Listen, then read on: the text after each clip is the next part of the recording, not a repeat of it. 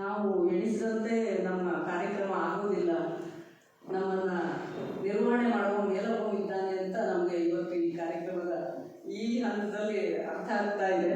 ಖಂಡಿತವಾಗಿಯೂ ನಾನು ಮಾಡ್ತೇನೆ ಅಥವಾ ನಾವು ಮಾಡ್ತೇನೆ ಅಂತ ಅಂದ್ಕೊಂಡ್ರೆ ಅದು ನಮ್ಮಿಂದ ಆಗೋದಲ್ಲ ಅಂತ ನನ್ನ ಅನಿಸಿಕೆ ಇವತ್ತಿಂದು.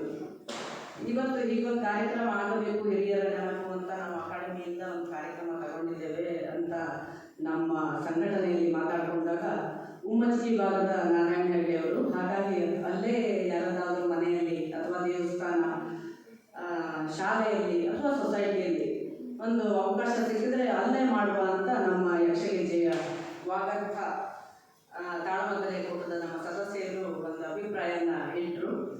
ಆ ಸಂದರ್ಭದಲ್ಲಿ ನಮ್ಮ ಹುಟ್ಟಿಮಾವ RS ಹೆಗಡೆ ಸಂಕಗುಂಡಿಯವ್ರ ಹತ್ರ ಹೀಗೊಂದು ಅಪೇಕ್ಷೆ ಇದೆ ಅಂತ ಕೇಳಿಕೊಂಡಾಗ ಸೊಸೈಟಿಯಲ್ಲಿ ಕೇಳ್ತೇನೆ ಅಂದರು.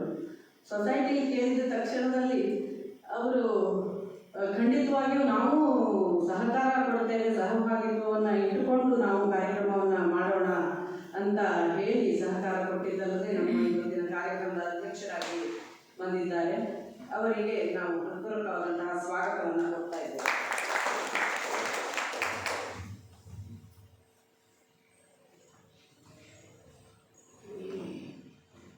ಒಂದು ಒಳ್ಳೆಯ ಕಾರ್ಯಕ್ರಮವನ್ನು ಪ್ರಾರಂಭಿಸಿದರೆ ಅದಕ್ಕೆ ಯಾವ ರೀತಿಯಿಂದಲಾದರೂ ಆ ದೇವರು ಅನುಗ್ರಹ ಕೊಡ್ತಾನೆ ಅನ್ನೋದಕ್ಕೂ ಸಹ ಇವತ್ತಿನ ಈ ವಿದ್ಯಮಾನವೇ ಸಾಕ್ಷಿ. ನಮ್ಮ ಮುಖ್ಯ ಅತಿಥಿಯಾಗಿ ಈ ಕಾರ್ಯಕ್ರಮದ ರೂವಾರಿ ಅಂತಲೇ ಹೇಳ್ಬೋದು, ಬಹುಶಃ ನಾಂದಿ ಹಾಡಿದವರು ಉಮಾಕಾಂತ್ ಭಟ್ರು. ಅವರು ಇರಬೇಕಾಗಿತ್ತು, ಆರೋಗ್ಯದ ಅನಿವಾರ್ಯತೆಯಿಂದ ಅವರು ಈ ಕಾರ್ಯಕ್ರಮದಲ್ಲಿ ಭಾಗವಹಿಸಲಿಕ್ಕೆ ಆಗ್ತಾ ಇಲ್ಲ. ಆದರೆ ಅವ್ರಿಗೆ ಬರ್ಲಿಕ್ಕೆ ಆಗೋದಿಲ್ಲ ಅಂತ ತಕ್ಷಣದಲ್ಲಿ ನಾನು ಮತ್ತೆ ನಮ್ಮ ಮಾವನ್ನ ಕೇಳಿದಾಗ ಹೀಗೊಬ್ಬರು ಹಿರಿಯರಿದ್ದಾರೆ, ನಾರಾಯಣ ಹೆಗಡೆ ಅವರ ಒಡನಾಡಿಗಳು ಹೌದು, ಅವರ ಬಗ್ಗೆ ಗೊತ್ತಿದ್ದವರು ಹೌದು, ಅವ್ರಿಗೆ ಹೇಳುವಂತ ಹೇಳಿದಾಗ ಒಬ್ಬರು ಗುಂಡಿ ಭಟ್ರು, RN ಭಟ್ ಗುಂಡಿ, ಹಾಗೆ NG ಹೆಗಡೆ ಭಟ್ರಕೇರಿಯವರು ಇಬ್ಬರೂ ಸಹ ಇವತ್ತು ಮಧ್ಯಾಹ್ನ 1 ಗಂಟೆಗೆ ಫೋನಿಗೆ ಸಿಕ್ಕಿದ್ರು. ಹೇಳಿದ ತಕ್ಷಣ ನಾವು ಏನು ಇವತ್ತು ಪುಸ್ತಕ ಬಿಡುಗಡೆ ಮಾಡ್ತಾ ಇದ್ದೇವೆ ನಾರಾಯಣ ಹೆಗಡೆ ಅವರ ಹೆಸರಲ್ಲಿ, ಆ ಪುಸ್ತಕದಲ್ಲಿ ಇವರಿಬ್ಬರ ಲೇಖನವೂ ಇದೆ. ಹಾಗಾಗಿ ಇವತ್ತಿನ ಈ ಕಾರ್ಯಕ್ರಮದಲ್ಲಿ ಅತಿಥಿಗಳಾಗಿ ಬರಲಿಕ್ಕೆ ಇವರು ಖಂಡಿತವಾಗಿಯೂ ಯೋಗ್ಯರು, ಅರ್ಹರು ಅಂತ ನಮ್ಮ ಭಾವನೆ ಕೂಡ. ಅಂಥವರು ಇವತ್ತು ನಮ್ಮ ವೇದಿಕೆಯಲ್ಲಿ ಇದ್ದಾರೆ. RN ಭಟ್ರಿಗೂ NG ಹೆಗಡೆ ಅವರಿಗೂ ಹೃತ್ಪೂರ್ವಕವಾದಂತಹ ಸ್ವಾಗತವನ್ನು ಕೊಡ್ತಾ ಇದ್ದೇವೆ. ಈ ಅಕಾಡೆಮಿಯಿಂದ ಕೊಡಲ್ಪಡುವಂತಹ ಹಿರಿಯರ ನೆನಪು ಕಾರ್ಯಕ್ರಮದಲ್ಲಿ ಒಂದು ನಿಯಮ, ಒಂದು ತಾಳಮದ್ದಲೆಯನ್ನು ಮಾಡಬೇಕು ಅಂಥೇಳಿ. ಆ ತಾಳಮದ್ದಲೆಯನ್ನು ಮಾಡಬೇಕು ಅಂತಂದಾಗ ಕರ್ಣಭೇದನ ತಾಳಮದ್ದಲೆ ಆಗಬೇಕು ಅಂತ ಆಯಿತು. ಹಾಗೆಯೇ ನಮ್ಮ ಸೊಸೈಟಿಯ ಅಧ್ಯಕ್ಷರಾದಂತಹ MG ಭಟ್ರು ನಮ್ಮವನೇ ಆದ ಸಂಕಗುಂಡಿಗೆ ಅಪ್ಪತ್ತಿ ಇದ್ದರೆ ಒಳ್ಳೆಯದಿತ್ತು ಅಂತ ಒಂದು ಆಶಯವನ್ನು ವ್ಯಕ್ತಪಡಿಸಿದರು. ಹೇಳಿದ ತಕ್ಷಣ ಗಣಪತಿ ಭಟ್ ಸಂಕಗುಂಡಿಯವರು ಒಪ್ಕೊಂಡ್ರು. ಆ ನಂತರದಲ್ಲಿ ಉಮಾಕಾಂತ್ ಭಟ್ರು ಬರೋದು ಅಂತಾಗಿತ್ತು. ಅವರ ಆರೋಗ್ಯದ ಸಮಸ್ಯೆಯಲ್ಲಿ ನಮಗೆ ಆಪದ್ಬಾಂಧವರಾಗಿ ಒದಗಿದ್ದು ಶ್ರೀಯುತರಾದಂತಹ ದಿವಾಕರ ಹೆಗಡೆ ಕೆರೆಹುಂಡ ಅವರು. ಹಾಗೆಯೇ ಇನ್ನೊಂದು ಪಾತ್ರಧಾರಿ ಮಂಜುನಾಥ್ ಭಟ್ ಗೋರ್ಮನೆ, ಇವರು ಸಹ ಇವತ್ತು ನಮ್ಮ ಈ ಕಾರ್ಯಕ್ರಮದಲ್ಲಿ ಉಪಸ್ಥಿತರಿದ್ದಾರೆ. ಅವರಿಗೆ ಹಾರ್ದಿಕವಾದಂತಹ ಸ್ವಾಗತವನ್ನು ಕೊಡ್ತಾ ಇದ್ದೇನೆ. ಹಿಮ್ಮೇಳದಲ್ಲಿ ಶ್ರೀಯುತ ಗಜಾನನ್ ಭಟ್ ತುಳ್ಗೇರಿಯವರು ನಮ್ಮ ಯಕ್ಷಗೆಜ್ಜೆಯ ಮಾರ್ಗದರ್ಶಕರು ಹೌದು. ಹಾಗೆಯೇ ಶ್ರೀಯುತ ಮದ್ದಲೆಯಲ್ಲಿ ಶಂಕರ ಭಾಗವತ ಯಲ್ಲಾಪುರ ಅವರು ಸಹ ನಮ್ಮ ಯಕ್ಷಗೆಜ್ಜೆಯ ಮಾರ್ಗದರ್ಶಕರು. ಅವರಿಬ್ಬರೂ ಸಹ ಇವತ್ತು ನಮ್ಮ ಕಾರ್ಯಕ್ರಮದಲ್ಲಿ ಹಿಮ್ಮೇಳದಲ್ಲಿ ಸಹಕಾರವನ್ನು ಕೊಡ್ತಾ ಇದ್ದಾರೆ. ಅವರಿಗೂ ಹೃತ್ಪೂರ್ವಕವಾದಂತಹ ಸ್ವಾಗತವನ್ನು ಕೊಡ್ತಾ ಇದ್ದೇನೆ. ಹಾಗೆಯೇ ಶ್ರೀಯುತ ನಾರಾಯಣ ಹೆಗಡೆಯವರ ತಮ್ಮಂದಿರು, ಹೆಸರನ್ನ ಇಲ್ಲಿ ಉಲ್ಲೇಖಿಸ್ತಾ ಇಲ್ಲ, ಎಲ್ಲರೂ ಇದ್ದಾರೆ. ಮಕ್ಕಳು, ಮೊಮ್ಮಕ್ಕಳು, ಸಂಬಂಧಿಕರು, ಒಡನಾಡಿಗಳು ಎಲ್ಲರೂ ಸಹ ಇಲ್ಲಿ ಉಪಸ್ಥಿತರಿದ್ದಾರೆ. ಅವರೆಲ್ಲರಿಗೂ ಸಹ ಹಾರ್ದಿಕವಾದಂತಹ ಸ್ವಾಗತವನ್ನು ಕೊಡ್ತಾ ಇದ್ದೇನೆ. ಹಾಗೆಯೇ ಈ ಕಾರ್ಯಕ್ರಮ ಮಾಡಬೇಕು ಅಂತಂದಾಗ ಯಾವ್ಯಾವೆಲ್ಲ ವ್ಯವಸ್ಥೆ ಬೇಕು ಅಂತ ಕೇಳಿಕೊಂಡು ಇದುವರೆಗೂ ಸಹಕರಿಸುವಂತಹ ಸಹಕಾರಿ ಸೇವಾ ಸಹಕಾರಿ ಸಂಘದ ಪದಾಧಿಕಾರಿಗಳು, ಸಿಬ್ಬಂದಿಗಳು ಅವರಿಗೂ ಸಹ ಸ್ವಾಗತ. ಹಾಗೆಯೇ ನಮ್ಮ ಯಕ್ಷಗೆಜ್ಜೆ ಸಂಸ್ಥೆಯ ಪದಾಧಿಕಾರಿಗಳು, ಸದಸ್ಯರು ಎಲ್ಲರೂ ಉಪಸ್ಥಿತರಿದ್ದಾರೆ ಹಾಗೂ ಸಹಕರಿಸ್ತಾ ಸ್ವಾಗತವನ್ನು ಕೊಡ್ತಾ ಇದ್ದೇನೆ. ಕಾರ್ಯಕ್ರಮದ ವಿಶೇಷತೆಯನ್ನು ಪತ್ರಿಕೆಯಲ್ಲಿ ಪ್ರಕಟಿಸಿದಂತಹ ಪತ್ರಕರ್ತರು, ಮೈಕ್ನಲ್ಲಿ ಸಹಕಾರ ನೀಡುವಂತಹ ಅಕ್ಷಯ್ ಸೌಂಡ್ ಅವರು ಎಲ್ಲರಿಗೂ ಸ್ವಾಗತ. ಹಾಗೆ ಒಂದು ಈ ಪುಸ್ತಕದ ಕುರಿತಾಗಿ ಸಣ್ಣ ಪರಿಚಯವನ್ನು ನಾನೇ ಹೇಳ್ತಾ ಇದ್ದೇನೆ. ಮೊದಲು ಒಂದು ಲೇಖನವನ್ನು ಮಾಡಬೇಕು ಅಂತ ಉಮಾಕಾಂತ್ ಭಟ್ರು ಇಚ್ಛೆ ಪಟ್ಟರು. ಆ ಸಂದರ್ಭದಲ್ಲಿ ಸಂಕಲ್ಪುಂಡಿಗೆ ಉಮಾಕಾಂತ್ ಭಟ್ರು ಅವ್ರನ್ನ ಕರೆದುಕೊಂಡು ಬಂದ್ವಿ ನಾವು ಗಂಡ ಹೆಂಡತಿ. ಅಲ್ಲಿ ಎಲ್ಲ ಮಾಹಿತಿಯನ್ನು ಪಡೆದುಕೊಂಡು ಮನಮುಟ್ಟಿದ ಮಾತುಗಾರ ಎನ್ನುವಂತಹ ಒಂದು ಲೇಖನವನ್ನು ಲೋಕಧ್ವನಿಯಲ್ಲಿ ಪ್ರಕಟಿಸಿದರು. ಆ ನಂತರ ಈ ಒಂದು ಕಾರ್ಯಕ್ರಮವನ್ನು ನಾವು ಪ್ರಾರಂಭ ಮಾಡಿದ್ದೇವೆ. ಅಕಾಡೆಮಿಯಿಂದ ಈ ಒಂದು ಹಿರಿಯರ ನೆನಪು ಅಂತ ಕಾರ್ಯಕ್ರಮವನ್ನು ಕೊಡ್ತಾರೆ, ಯಾಕೆ ಮಾಡಬಾರದು ಅಂತ ಕೇಳಿ ನಮ್ಮ ಸದಸ್ಯೆಯೇ ಒಬ್ಬಳಾದಂತಹ ಜ್ಯೋತಿ ಭಟ್ಟ ಇವರಲ್ಲಿ ಕೇಳಿಕೊಂಡಾಗ ಅವರು ಅರ್ಜಿ ಹಾಕಿದ್ರು. ಬಹುಶಃ ಒಂದು ಈ ನಾರಾಯಣ ಹೆಗ್ಡೆ ಅವರ ಯೋಗ ಇರಬಹುದು ಅಥವಾ ನಮ್ಮ ಭಾಗ್ಯ ಇರಬಹುದು, ಅರ್ಜಿ ಹಾಕಿದ ಒಂದು ತಿಂಗಳಲ್ಲಿ ಈ ಕಾರ್ಯಕ್ರಮವನ್ನು ಮಾಡಬೇಕು ಅಂತ ನಮಗೆ ಮರು ಉತ್ತರ ಬಂತು. ಹಾಗಾಗಿ ಅವಸರವಾಗಿ ಈ ಕಾರ್ಯಕ್ರಮವನ್ನು ಇಲ್ಲಿಯವರೆಗೆ ಮಾಡುವಂತಹ ಅರ್ಜೆಂಟ್ ಆಯಿತು. ಆಗ ಉಮಾಕಾಂತ್ ಭಟ್ರು ಒಂದು ಹೇಳಿದ್ರು, ಈಗ ಇದ್ದಿದ್ದು ಒಂದೇ ತಿಂಗಳಾದರೂ ಹೀಗೊಂದು ಕಾರ್ಯಕ್ರಮವನ್ನು ಪ್ರಾರಂಭ ಮಾಡಿದ್ದಕ್ಕೆ ಅವರ ಒಡನಾಡಿಗಳು, ಅವರ ಕುರಿತಾದಂತಹ ಅಭಿಪ್ರಾಯವುಳ್ಳವರು, ಒಳ್ಳೆಯ ಅಭಿಪ್ರಾಯವುಳ್ಳವರ ಲೇಖನವನ್ನು ಇಟ್ಟು ಒಂದು ಪುಸ್ತಕವನ್ನು ಯಾಕೆ ಮಾಡಬಾರದು, ಪ್ರಯತ್ನ ಮಾಡು. ಯಾಕೆಂದರೆ ಈಗ ಒಂದು ಪ್ರಾರಂಭ ಮಾಡಿದ ಕಾರ್ಯವನ್ನು ಮತ್ತು ಹೊಸದಾಗಿ ನಾವು ಶುರು ಮಾಡೋದು ಇಲ್ಲ, ಮಾಡಲಿಕ್ಕೆ ಆಗೋದು ಇಲ್ಲ. ಹಾಗಾಗಿ ಈ ಒಂದು ಪ್ರಯತ್ನವನ್ನು ಮಾಡಬಹುದು ಅಂತ ಹೇಳಿದಾಗ ಹಾಗೆ ಮುಂದುವರೆದು ಇಲ್ಲಿಯ ಸುತ್ತಮುತ್ತಲವನ್ನೆಲ್ಲ ಮಾತಾಡಿಸಿದೆ. ಕೆಲವರಿಂದ ಅದು ಆಗೋದಿಲ್ಲ ಅಂತಲೂ ಉತ್ತರ ಬಂತು. ಇನ್ನು ಮುಖ್ಯವಾಗಿ ನನಗೆ ಸಹಕಾರ ಇದ್ದವರು RN ಹೆಗಡೆ ಬಂಡಿ ಮನೆ, MN ಹೆಗಡೆ ಬಂಡಿ ಮನೆ. ಅವರು ಖಂಡಿತವಾಗಿಯೂ ನಮ್ಮ ಸೀಮೆಯವರ ಕುರಿತಾಗಿ ಈ ಒಂದು ಕಾರ್ಯಕ್ರಮ ಮಾಡ್ತಾ ಇದ್ದಾದಾಗ ಒಂದು ಪುಸ್ತಕ ಆಗಲೇಬೇಕು, ನಾವು ಅದಕ್ಕೆ ಲೇಖನವನ್ನು ಕೊಡ್ತೇವೆ, ಜೊತೆಗೆ ಬೇಕಾದಂತಹ ಸಂಪನ್ಮೂಲವನ್ನು ಒದಗಿಸಿಕೊಡ್ತೇವೆ ಅಂತ ಹೇಳಿ ಅದಕ್ಕೊಂದು ಮುನ್ನುಡಿ ಬರ್ಕೊಟ್ರು. ಆ ಮೂಲಕವಾಗಿ ಜೊತೆಯಲ್ಲಿ ಈಗ ನನ್ನ ಅಜ್ಜನವರಿಯ ತಿಮ್ಮಪ್ಪನವರ ಮಗ ಗಜಾನ್ನ ಅವನ ಗೆಳೆಯರ ಬಳಗದಿಂದ ಒಂದಷ್ಟು ಸಂಪನ್ಮೂಲಗಳನ್ನು ಒದಗಿಸಿಕೊಟ್ಟ. ಹಾಗೆಯೇ ನನ್ನ ಸಹೋದರಿಯರು, ಈ ಲೇಖನವನ್ನು ಬರೆದವರು ಒಂದು ಇಬ್ಬರು, ಹೀಗೆ ಹಲವಾರು ಜನರು ಇದಕ್ಕೆ ಸಹಕಾರವನ್ನು ನೀಡಿದರು. ಆ ಮೂಲಕವಾಗಿ ಈಗೊಂದು ಮನಮುಟ್ಟಿದ ಮಾತುಗಾರ ಅದೇ ಶೀರ್ಷಿಕೆಯಲ್ಲಿ ಒಂದು ಪುಸ್ತಕ ಸಹಿತ ಇವತ್ತು ಬಿಡುಗಡೆ ಆಗುವುದುಂಟು. ಅಕಾಡೆಮಿಯ ಸದಸ್ಯರಾದಂತಹ ಜಲವಳ್ಳಿಯವರು ಇದಕ್ಕೆ ಬೆನ್ನುಡಿಯನ್ನು ಬರೆದಿದ್ದಾರೆ. ಸಂಪಾದಕೀಯ ನನ್ನದೇ ಇದೆ. ನಮ್ಮದೇ ಯಕ್ಷಗೆಜೆಯ ಪ್ರಕಾಶನದಲ್ಲಿ ಈಗೊಂದು ಪುಸ್ತಕ ಬಿಡುಗಡೆ ಆಗ್ತಾ ಇದೆ. ಇದರಲ್ಲಿ RN ಹೆಗಡೆಯವರು, ಜಾಜಿ ಮನೆ ತಿಮ್ಮಪ್ಪ ಹೆಗಡೆಯವರು, ಭಟ್ಟರ್ಕೇರಿ NG ಹೆಗಡೆಯವರು, ದುಂಡಿ ಭಟ್ರು, ಪ್ರಭಾಕರ್ ಜೋಶಿಯವರು, ಮೋಹನ್ ಹಬ್ಬು ಅವರು, ಶ್ರೀನಿವಾಸರಾವ್ ಗಂಜಿಕೊಪ್ಪಾಯವರು, ಚಂದ್ರಶೇಖರ್ ಭಟ್ಗಾಳಿ ಮನೆ ಅವರು, ಹಾಗೂ ನಮ್ಮ ಮಾವನ ಮೊಮ್ಮಗ ತಂಗಿಯ ಮಗ ಕೆಶಿನ್ ಮನೆಯ ಬಾಲಚಂದ್ರಣ್ಣಯ್ಯ ಇವರು ಅವರ ಲೇಖನವನ್ನು ಕೊಟ್ಟಿದ್ದಾರೆ. ಹಾಗೆಯೇ ಅವರ ಸಹೋದರರಾದಂತಹ ಪುಟಿಮಾವ, ವಿನಾಯಕ್ ಮಾವ, ತಿಮ್ಮಪ್ಪ ಮಾವ ಅವರ ನೆನಪುಗಳನ್ನು ಹಂಚಿಕೊಂಡಿದ್ದಾರೆ. ದೊಡ್ಡ ಮಾವ ನಾರಾಯಣ ಹೆಗಡೆಯವರ ಮಗನಾದಂತಹ ಶ್ರೀಪತಿ ಹೆಗಡೆಯವರು ಯಾರೆಲ್ಲ ದೊಡ್ಡ ಮಾವನ ಜೊತೆಯಲ್ಲಿ ಅರ್ಥವನ್ನು ಹೇಳಿದ್ರು, ಸಹಕಾರವನ್ನು ನೀಡಿದ್ರು, ಅವರೆಲ್ಲ ಹೆಸರುಗಳನ್ನು ಕೊಟ್ಟು ನೆನಪು ಮಾಡಿಕೊಂಡಿದ್ದಾರೆ. ಹೀಗೆಲ್ಲ ಇವರುಗಳ ಲೇಖನವನ್ನು ಒಳಗೊಂಡಂತಹ ಈ ಪುಸ್ತಕ ಇವತ್ತು ಬಿಡುಗಡೆ ಆಗ್ತಾ ಇದೆ. ಅದಕ್ಕೂ ಸಹ ಈ ಸೊಸೈಟಿಯವರು ನಮಗೆ ಸಹಕಾರವನ್ನು ಇತ್ತು, ಎಲ್ಲ ಕಾರ್ಯಕ್ರಮವನ್ನು ಮಾಡುವುದಕ್ಕೆ ಒಪ್ಪಿಗೆ ಕೊಟ್ಟದ್ದಕ್ಕಾಗಿ ನಾವು ಸದಾ ಕೃತಜ್ಞರು. ಇಲ್ಲಿ ಲೇಖನವನ್ನು ಬರೆದವರು ಎಲ್ಲರೂ ಇದ್ದಾರೆ ಅಂತ ಅಂದ್ಕೊಂಡಿದ್ದೇನೆ, ಅವರಿಗೂ ಸಹ ಸ್ವಾಗತವನ್ನು ಕೊಡ್ತಾ ಇದ್ದೇನೆ. ಇನ್ನೊಂದು ಕಾಕತಾಳೀಯ ಅಂದರೆ 18/8/1984 ನಾರಾಯಣ ಹೆಗಡೆಯವರು ಮರಣ ಹೊಂದಿದ ದಿವಸ.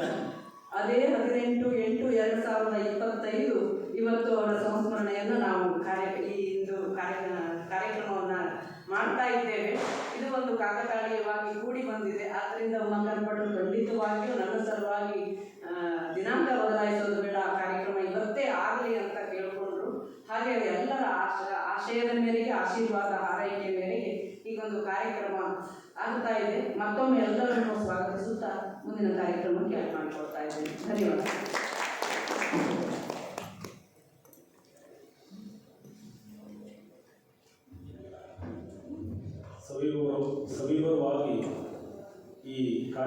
ಸ್ವಾಗತವನ್ನು ಅತಿಥಿಗಳು, ಅಧ್ಯಕ್ಷರು, ಸಭಿಕರು ಹಾಗೆ ಸಿಬ್ಬಂದಿಗಳು ಎಲ್ಲರ ಹೆಸರನ್ನು ವೈಯಕ್ತಿಕವಾಗಿ ಹೇಳಿ ಸ್ವಾಗತವನ್ನು ಮಾಡಿದಂಥ ನಿರ್ಮಲಕ ಅವರಿಗೆ ಧನ್ಯವಾದಗಳು. ಈಗ ದೀಪ ಬೆಳಗಿಸುವ ಕಾರ್ಯಕ್ರಮ, ದಯಮಾಡಿ ಅಧ್ಯಕ್ಷರು ಹಾಗೂ ಅತಿಥಿಗಳು ದೀಪವನ್ನು ಬೆಳಗಿಸಿಕೊಳ್ಳಬೇಕಾಗಿ ತಮ್ಮೆಲ್ಲರೂ ಪರವಾಗಿ ಕೇಳಿಕೊಳ್ತಾ ಇದ್ದೇನೆ.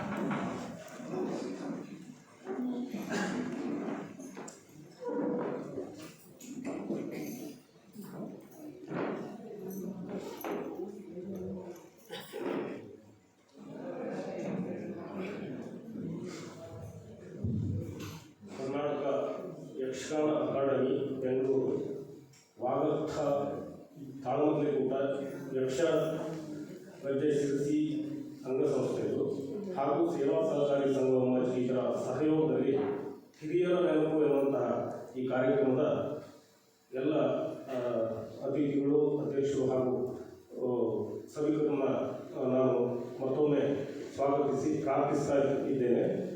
ಈಗ ಪುಸ್ತಕ ಅನಾವರಣ.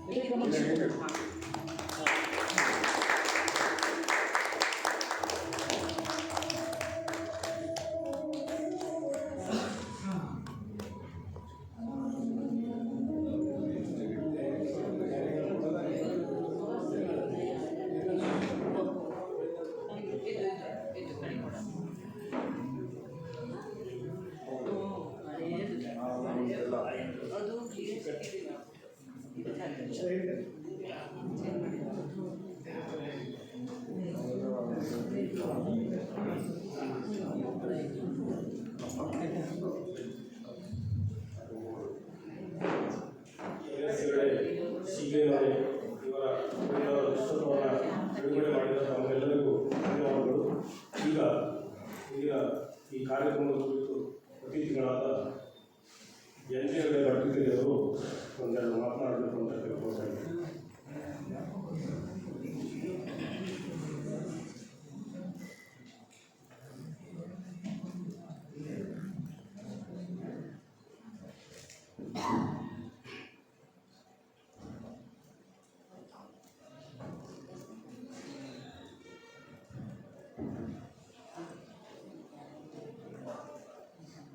ಈ ಕಾರ್ಯಕ್ರಮದ ಅಧ್ಯಕ್ಷರು, ಸಂಸ್ಥೆಯ ಅಧ್ಯಕ್ಷರಾದ ಎಂ.ಜಿ.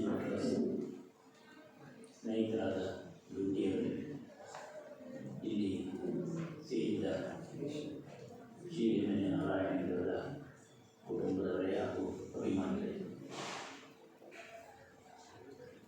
ಇದೊಂದು ಕಾರ್ಯಕ್ರಮ ನಡೀತಾ ಇದೆ. ನೀವೊಂದು ಲೇಖನ ಕೊಡಬೇಕು ಅಂತ ಸುಮಾರು ದಿವಸ ಹಿಂದೆ ಸುಬ್ರಾಯವರು ಫೋನ್ ಮಾಡಿದರು. ಆಗ ಆ ಒಂದು ಕಾಲದ ಇದು ನೆನಪಿಗೆ ಬಂತು. ಸ್ವಲ್ಪ ಅದನ್ನು ನೆನಪು ಮಾಡಿಕೊಂಡು ಒಂದು ಚಿಕ್ಕ ಲೇಖನವನ್ನು ಬರೆದುಕೊಟ್ಟಿದೆ. ಇವತ್ತು ಪುನಃ 12:30 ಗಂಟೆ ಹೊತ್ತಿಗೆ ನಿರ್ಮಲಾ ಅವರು ಫೋನ್ ಮಾಡಿಕೊಂಡು, ಉಮಾಕಾಂತ್ ಭಟ್ರು ಬರೋದಿಲ್ಲ, ನೀವು ಸಭಾ ಕಾರ್ಯಕ್ರಮದಲ್ಲಿ ಭಾಗವಹಿಸಬೇಕು ಅಂತ ಹೇಳಿದರು. ಕಾರ್ಯಕ್ರಮಕ್ಕೂ ನಾನು ಹೆಜ್ಜೆ ಟೈಮಿಗೆ ಬರೋನೇ ಆಗಿದೆ. ಆದರೆ ವೇದಿಕೆ ಮೇಲೆ ಹತ್ತುವಂಥ ಕಲ್ಪನೆ ಇರಲಿಲ್ಲ. ಆಕಸ್ಮಿಕವಾಗಿ ಇದು ಒದಗಿ ಬಂತು.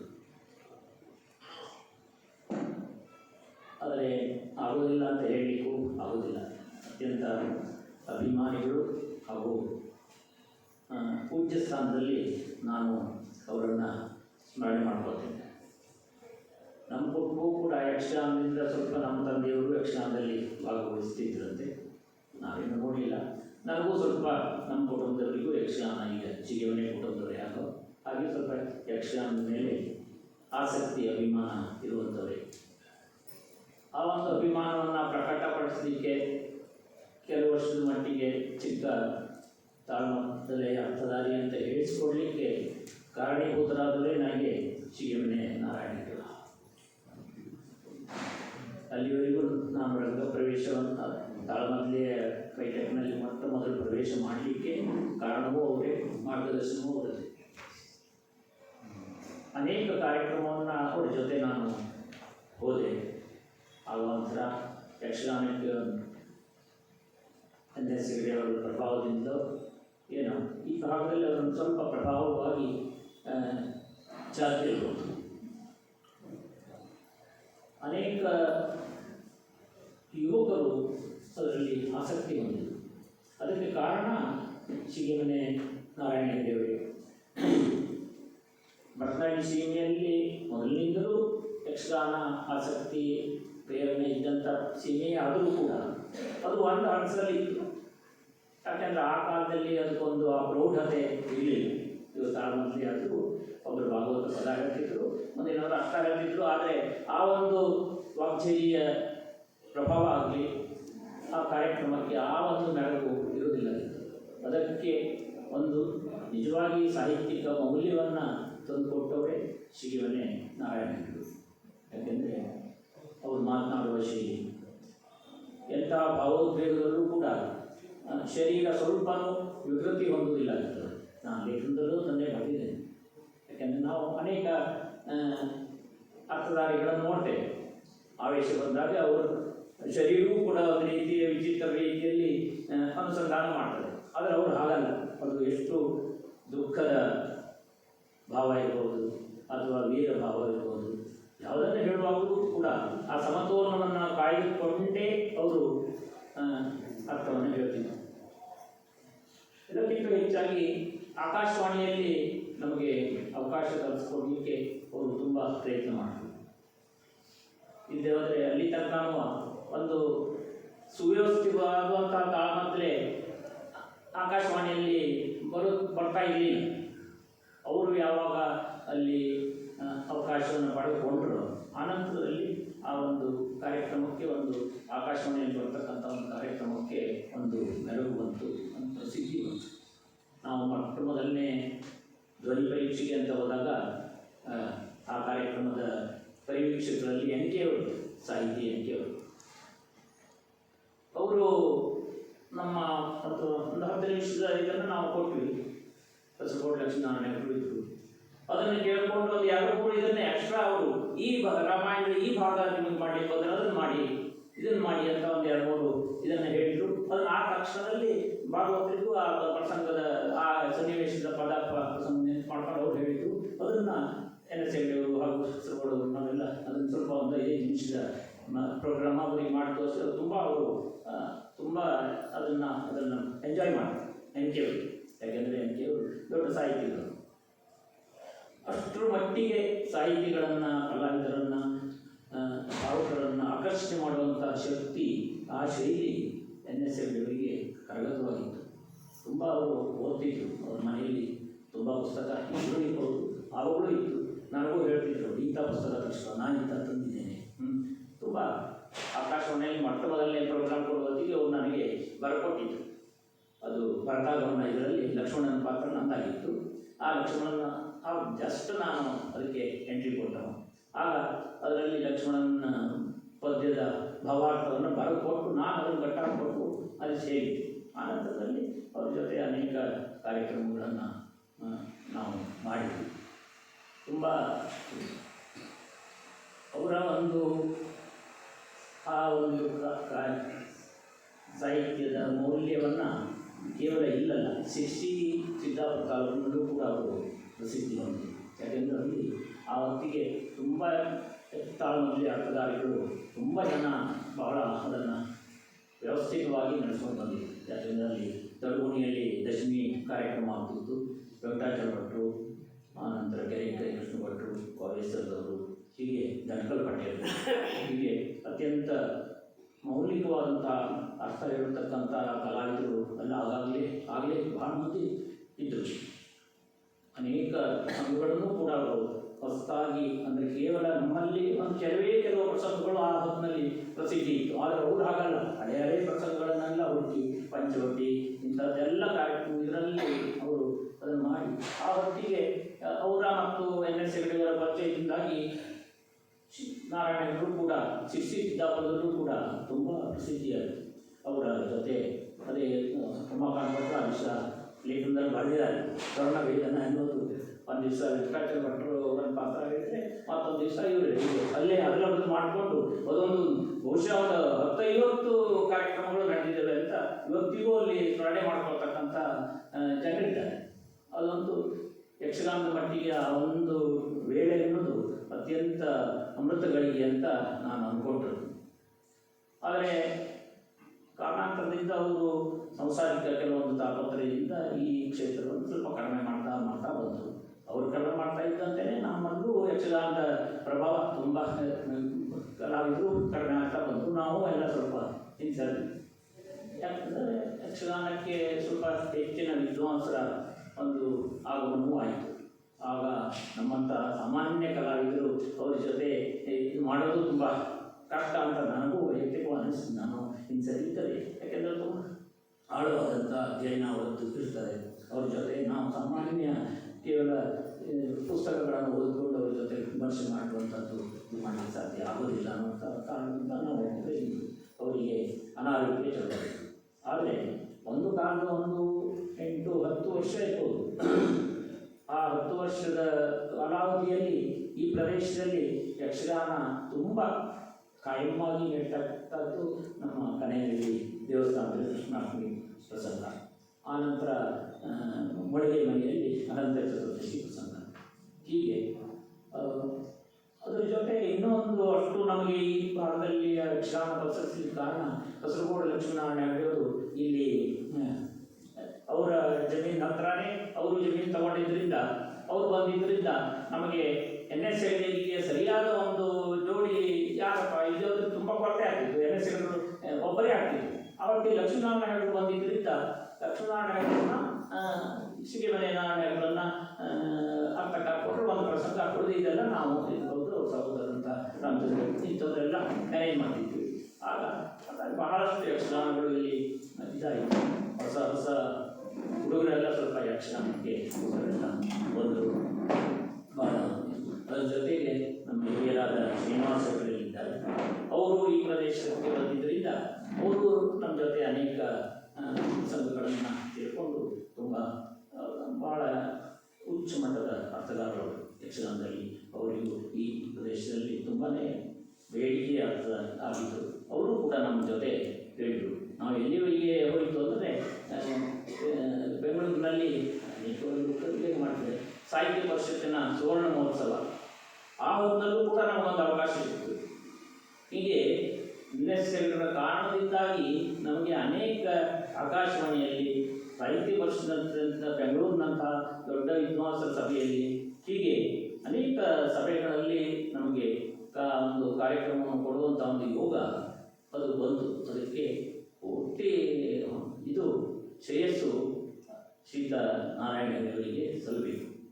ಆದರೆ ಕಾರಣಾಂತರದಿಂದ ಅವರ ಆರೋಗ್ಯ ಕೆಲವೊಂದು ಸಾಂಸಾರಿಕ ತಾಪತ್ರಯಗಳಿಂದಾಗಿ ಅವರು ಯಕ್ಷಗಾನದಿಂದ ಹಿಂಸರದ ಹಾಗೆ ಇಲ್ಲೂ ಯಕ್ಷಗಾನದ ಕೊರತೆ ಕಾರ್ಯಕ್ರಮಗಳ ಒಂದು ಕಾಣಿಕೊಂಡು ಆನಂತರದಲ್ಲಿ ಇವತ್ತು ಈ ಒಂದು ಕಾರ್ಯಕ್ರಮ ಅವರ ಸಂಸ್ಮರಣೆ ಕಾರ್ಯಕ್ರಮ ನಡೀತಾ ಇದೆ.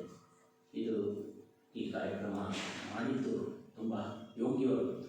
ಯಾಕೆಂದರೆ ನೇರವಾಗಿ ನಾವು ಇಲ್ಲಿ ಗುರುತಿಸಬೇಕು ಅಂದರೆ ಹಳೆಯ ಕಾಲ ಬಿಟ್ಟರೆ ಮಧ್ಯಂತರ ಕಾಲದಲ್ಲಿ ಇಲ್ಲಿ ಯಕ್ಷಗಾನಕ್ಕಾಗಿ ತಮ್ಮ ಅಮೂಲ್ಯ ಸೇವೆಯನ್ನು ಸಲ್ಲಿಸಿದವರಲ್ಲಿ ಶ್ರೀಗಮನೆ ನಾರಾಯಣರು, ಬಾಳೆದು ಕೃಷ್ಣಭಾಗವರು. ಇವತ್ತು ಅವರು ಕೂಡ ಇಲ್ಲ, ಇನ್ನೊಂದು ವರ್ಷ ಆಗಲಿಲ್ಲ. ಇಂಥದ್ದೊಂದು ಕಾರ್ಯಕ್ರಮ ಮಾಡತಕ್ಕಂಥ ಒಂದು ಯೋಜನೆಯನ್ನು ಬಾಳೆದು ಭಾಗವತ ಬಗ್ಗೆಯನ್ನು ನಾವು ಕೂಡ ಇಟ್ಕೊಂಡಿದ್ದೇವೆ. ಒಂದೊಂದು ಸಲ ಇದೇ ಖುಷಿ ಹೆಚ್ಚಾಗಿ ಇದೇ ಸ್ಥಳದಲ್ಲೇ ಆಗ್ತದೆ. ಅದು ಅವರು ಈ ಸಂಸ್ಮರಣೆ ಈ ಎರಡೂ ಜನ ಕೂಡ ಈ ರತ್ನಗಿ ಸೀಮೆಯ ಹೆಸರನ್ನು ಯಕ್ಷಗಾನ ತಾಳಮದ್ದಲೇ ಮಟ್ಟಿಗೆ ಎತ್ತಿ ಹಿಡಿದಂತಹ ಕಲಾವಿದರು. ಈ ಒಂದು ಅವಕಾಶ ನನಗೆ ಕೊಟ್ಟಿದ್ದಕ್ಕೆ ನಾನು ಧನ್ಯವಾದ ಹೇಳ್ತಾ ನನ್ನ ಮಾತನ್ನು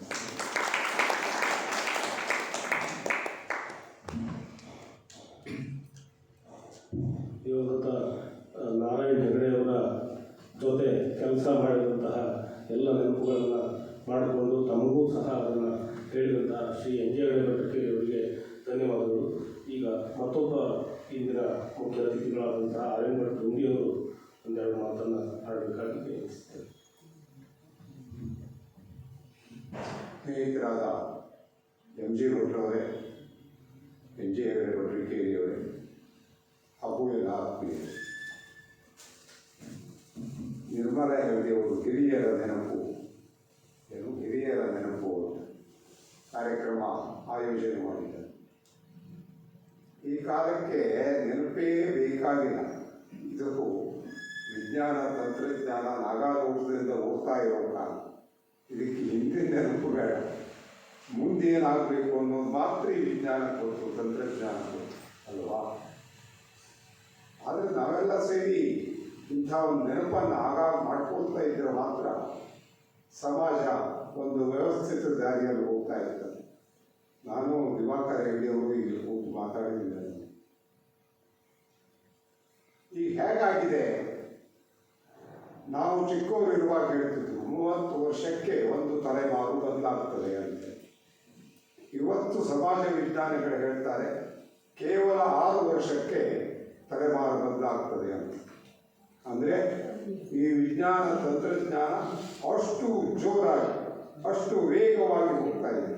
ಸಾಮಾನ್ಯತೆಯವರಿಗೆ ಅದನ್ನು ನಿಲ್ಲಿಸೋದು ಭಾಳ ಕಷ್ಟ, ಅದರ ಜೊತೆಗೆ ಹೆಜ್ಜೆ ಹಾಕೋದು ಭಾಳ ಕಷ್ಟ.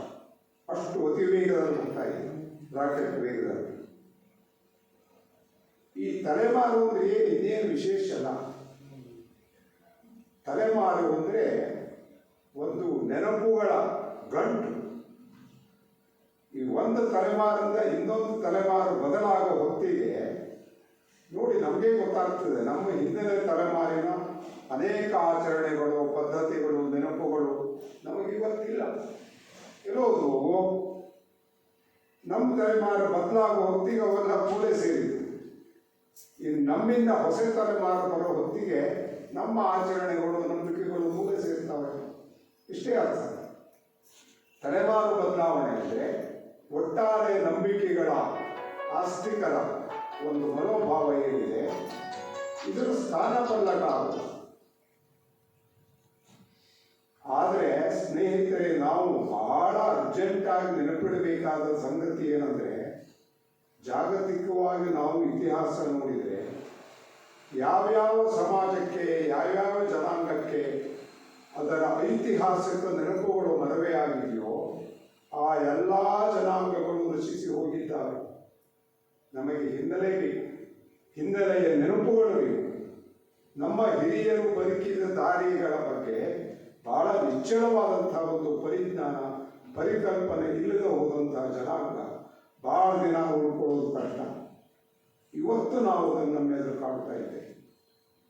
ಇಂಥ ಒಂದು ಸಂಕೀರ್ಣ ಸನ್ನಿವೇಶದಲ್ಲಿ ನಿರ್ಮಲಾ ಹೆಗ್ಡೆಯವರಿಗೆ ಸಾಹಸ ಕೈ ಹಾಕಿದಾರಲ್ಲ, ಅವರಿಗೆ ಭೇಷ್ ಅಂತ ನನ್ನ. ಈಗಷ್ಟೇ ಅಲ್ಲ, ಈ ಯಕ್ಷಗಾನ ಅಂದರೆ ಇದು ಗಂಡು ಕಲೆ ಅಂತ ಹೇಳ್ತೇವೆ ಅಲ್ವಾ ಇಂಜಿನಿಯರ್ರೆ? ಇದರ ಗಂಡಾಳುವಿಕೆ ಕಲೆ, ಅದರಲ್ಲಿ ಹೆಣ್ಣಾಳುವಿಕೆ ಕಲೆ ಮಾಡಿದ್ದಾರೆ. ಅವರೊಂದು ತಂಡ ಕಟ್ಟಿ ತಾಳಮದ್ದಲೆ ಯಕ್ಷಗಾನ ಪ್ರದರ್ಶನ ದೇಶದ ತುಂಬ ಓಡಾಡ್ತಾರೆ, ಹೋಗ್ತಾರೆ. ನಿಜವಾಗಿಯೂ ಒಂದು ಸಾಹಸ ಕೆಲಸ ಮಾಡ್ತಾ ಇದ್ದಾರೆ. ಈ ನೆನಪುಗಳು ಎಲ್ಲೆಲ್ಲ ಸತ್ತು ಹೋಗ್ತವೆ, ಆ ಜನಾಂಗ ನಶಿಸಿ ಹೋಗ್ತವೆ ಅಂತಂದಲ್ಲ. ನೆನಪುಗಳನ್ನು ನಾವು ಆಗಾಗ ಪುನರುಜ್ಜೀವನ ಮಾಡ್ತಾ ಇರುವುದಕ್ಕೆ ನಮ್ಮ ಭಾರತೀಯ ಪರಂಪರೆಯಲ್ಲಿ ಬಹಳ ಅದ್ಭುತವಾದಂತಹ ಒಂದು ಸಾಧನ ನಮಗಿದೆ. ನಮ್ಮ ರಾಮಾಯಣ, ಮಹಾಭಾರತ, ಭಗವದ್ಗೀತೆ, ನಮ್ಮ ಪುರಾಣಗಳು ಇದೆಲ್ಲ ನೋಡಿ ಎಷ್ಟು ಸಾವಿರ ವರ್ಷಗಳ ಹಿಂದಿನ ನೆನಪನ್ನು ಈ ಹೊತ್ತು ನಮ್ಮ ಎದುರಿಗೆ ತಂದು ಇಲ್ಲಿ ಇಡ್ತದೆ. ಹೀಗಿದೆ. ದುರ್ಯೋಧನ ಏನೇನು ಮಾಡ್ದ, ಕೃಷ್ಣ ಏನೇನು ಮಾಡ್ದ, ಭೀಷ್ಮಾಚಾರ್ಯ ಏನೇನು ಮಾಡ್ದ, ಎಲ್ಲ ನೆನಪುಗಳು ನಮ್ಮ ಎದುರಿಗೆ ಹೀಗೆ ಬಿಡಿಸಿರ್ತಾವಲ್ಲ, ಅದು ನಮ್ಗೆ ದಾರಿ ದೀಪ ಆಯಿತು. ರಾಮಾಯಣ ಮಹಾಭಾರತ ಎಲ್ಲರಿಗೂ ಓದಲಿಕ್ಕೆ ಆಗೋದಿಲ್ಲ, ಅದಕ್ಕೊಂದು ಸ್ವಲ್ಪ ಸಮಯ ಕೊಡಬೇಕಾಗ್ತದೆ. ಅದೇನೂ ಇಲ್ಲ ಅನ್ನೋ ಕಾಲಕ್ಕೆ ನಮ್ಮ ಸೀಮೆಯಲ್ಲಿ ಹಿರಿಯರು NS ಹೆಗಡೆಯವರು ಯಕ್ಷಗಾನ ತಾಳಮದ್ದಲೆಯ ಒಂದು ರೂಪಕದಲ್ಲಿ ಇಡೀ ರಾಮಾಯಣ ಮಹಾಭಾರತ ಬದುಕಿನ ಸಾರ ಸರ್ವಸ್ವವನ್ನು ನಮಗೆ ಕೊಡ್ತಾ ಇದ್ದಾರೆ. ನಾನು ಬಹಳ ಚಿಕ್ಕಂದಿನಲ್ಲಿ ನೋಡ್ತಾ ಇದ್ದೇನೆ. NS ಹೆಗಡೆಯವರು ತಾಳಮದ್ದಲೆ ಅಂತ ನಾವೆಲ್ಲ ಕೂತ್ಕೋತಿದ್ವಿ, ರಾತ್ರಿ ಬೆಳಗಾಗೋ ತನಕ ತಾಳಮದ್ದಲೆ. NS ಹೆಗಡೆಯವರು ಬಂದು ಪಾತ್ರ ನಿರ್ವಹಣೆ ಮಾಡ್ತಾ ಕೂತ್ರೆ ಒಂದು ಅರ್ಧ ಜನ ಆದರೂ ಅಳಲೇಬೇಕು ಆ ದಿವಸ. ಅಂದರೆ ಅಂಥ ಒಂದು ಭಾವ ಪರವಶತೆಯಲ್ಲಿ ಸಭಿಕರನ್ನು ತೇಲಿಸ್ತಕ್ಕಂಥ ಒಂದು ಮೋಡಿಗಾರ, ಆ ಚಮತ್ಕಾರ ಅವರಿಗಿತ್ತು. ಆ ಕಾಲಕ್ಕೆ ಬಹುಶಃ ಒಂದು 10-20 ವರ್ಷ ಈ ಒಂದು ಯಕ್ಷಗಾನದ ಕೈಕರ್ಯವನ್ನು ಅವರು ಈ ಸೀರಿಯಲ್ ಮಾಡಿದ್ದಾರೆ. ನನಗೆ ಗೊತ್ತಿದ್ದ ಹಾಗೆ ನಾನು ಸಮೀಪದಿಂದ ಕೆಲವು ಕಾಲ ನೋಡಿದೆ. ಎಂಥೆಂಥ ಪುಸ್ತಕಗಳನ್ನು ಓದ್ತಾ ಇದ್ರು. RS ಮನೆಯಲ್ಲಿ ಪುಸ್ತಕಗಳ ರಾಶಿ, ಅದು ಒಂದು ಹೀಗೆ ಮಾಡಿದ ಮಾಳಿಗೆ ಇತ್ತಪ್ಪ ಅವ್ರದ್ದು ಹಳೆಯ ಮನೆಯಲ್ಲಿ, ಅಲ್ಲಿ ಕುತ್ಕೊಂಡು ಓದೋರು. ಎಂಥೆಂಥ ಪುಸ್ತಕಗಳು ಆ ಕಾಲದಲ್ಲಿ. ಪ್ರಾಯಶಃ ನಮ್ಮ ಸೀಮೆಯಿಂದ ಮೊದಲು ಈ ಸಾಹಿತ್ಯ ಪರಿಷತ್ತಿನ ರಾಜ್ಯ ಮಟ್ಟದ ಸಮ್ಮೇಳನಕ್ಕೆ ಹೋದವರು ಅವರೇ ಇರಬೇಕು ಅಲ್ವಾ? ಅವರು ಯಾವಾಗಲೂ ಸಾಹಿತ್ಯ ಸಮ್ಮೇಳನಕ್ಕೆ ಹೊರಟಿದ್ದೇನೆ ನಾಳೆ ಬೆಳಗ್ಗೆ ಅನ್ನೋದನ್ನು ನಾನು ಚಿಕ್ಕವನಿಂದ ಕೇಳಿ, ನಾನು ನಾರಾಯಣ ಮಾವ ಅಂತ ಹೇಳ್ತಿದ್ದೆ, ಅದರ ಸಂಪರ್ಕ.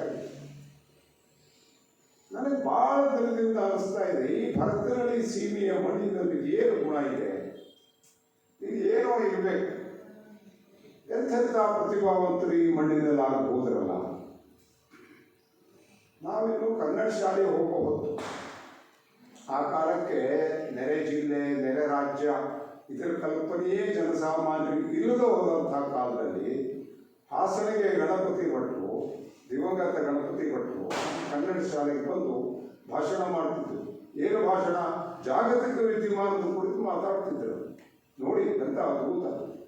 ನನಗಿನ್ನೂ ಆ ಸಣ್ಣಿದ್ದಾಗ ಕೇಳಿದ 2 ಶಬ್ದಗಳ ನೆನಪಿಗಿವೆ. ರಷ್ಯಾ, ಚೈನಾ ಅಂತಿದ್ರು ಅವರು. ರಷ್ಯಾ ಏನೋ ಚೈನಾ ಏನೋ ಆಗ ನಮಗೇನು ಗೊತ್ತಿಲ್ಲ. ಅಂದರೆ ಈ ಖಾಸಗಿಯಲ್ಲಿ ಕೂತ್ಕೊಂಡು ಮಜ್ಜಿಗೆಯಲ್ಲಿ ಕೂತ್ಕೊಂಡು ಜಾಗತಿಕ ವಿದ್ಯಮಾನಗಳ ಜೊತೆಗೆ ಅನುಸಂಧಾನ ಮಾಡ್ತಿದ್ರಲ್ಲ ಆ ಹಿರಿಯರು, ಅವರು ಎಂಥ ಪ್ರಾಜ್ಞರಿರಬೇಕು. ಅವರ ಗರಡಿಯಲ್ಲಿ ಈ NS ಅವರೆಲ್ಲ ಕಲಿತವರು. ಅಂಥ ಒಂದು ಅದ್ಭುತವಾದಂಥ ಒಂದು ಗುಂಪು ಈ ನೆಲದಲ್ಲಿ. ರಾಭಾ ಅಸಣಿಯವರು ಸಂಸ್ಕೃತ ವಾಂಗ್ಮಯದ ಬಗ್ಗೆ ಮಾತನಾಡ್ತಾ ರಾಮಾಯಣದ ಬಗ್ಗೆ ಮಾತಾಡ್ತಾ ಅವರು ಗೋಪಾಲಕೃಷ್ಣ ಅಡಿಗರ ಸಾಹಿತ್ಯದ ಬಗ್ಗೆ ಮಾತಾಡ್ತಿದ್ರು. ರಾಭಾ ಅಸಣಿಯವರು ಆ ಕಾಲ ಎಲ್ಲಿಂದ ಎಲ್ಲಿಗೆ ಹೋಗ್ತದೆ, ಇಷ್ಟು ಪ್ರಜ್ಞಾವಂತರ ಆ ಕಾಲಕ್ಕೆ. ಈಗಾದರೂ ನೋಡ್ಬೋದು, ನಮ್ಮ ಎದುರಿಗೆ ಇದ್ದಾರೆ ಇತ್ತಳ್ಳಿ ನಾಗೇಂದ್ರ ಭಟ್ರವರು. ಅಪ್ಪ, ಅದೇನು ಅವ್ರ ಪಾಂಡಿತ್ಯ, ಅದೇನು ನೆನಪು, ನಾವೆಲ್ಲ ದಂಗಾಗ್ತದೆ. ಒಂದೊಂದು ಶ್ಲೋಕವನ್ನು ಹೇಳ್ತಾ ಉದಾಹರಣೆ ಕೊಟ್ಟು ಮಾತಾಡ್ತಾ ಕುಂತ್ರೆ ಎದುರಿಗೆ ಇದ್ದವರು ಮುಳುಗಿಸ್ಬೇಕಾಗ್ತದೆ. ಇದೆಲ್ಲ ಈ ಪಟ್ನಳ್ಳಿ ಸೀಮೆಯ ಮಣ್ಣಲ್ಲಿ ಹೇಗೆ ಇಂಥ ಅದ್ಭುತಗಳು ಘಟಿಸಿತು ಅನ್ನೋದು ನನಗೆ ಆಗಾಗ ನೆನಪಿಗೆ ಬರ್ತಾ ಇತ್ತು. ಇನ್ನೂ ಅನೇಕ ಜನ ಇದ್ದವರಿದ್ದಾರೆ, ಈಗಲೂ ಇದ್ದಾರೆ ಕೆಲವು ಜನ.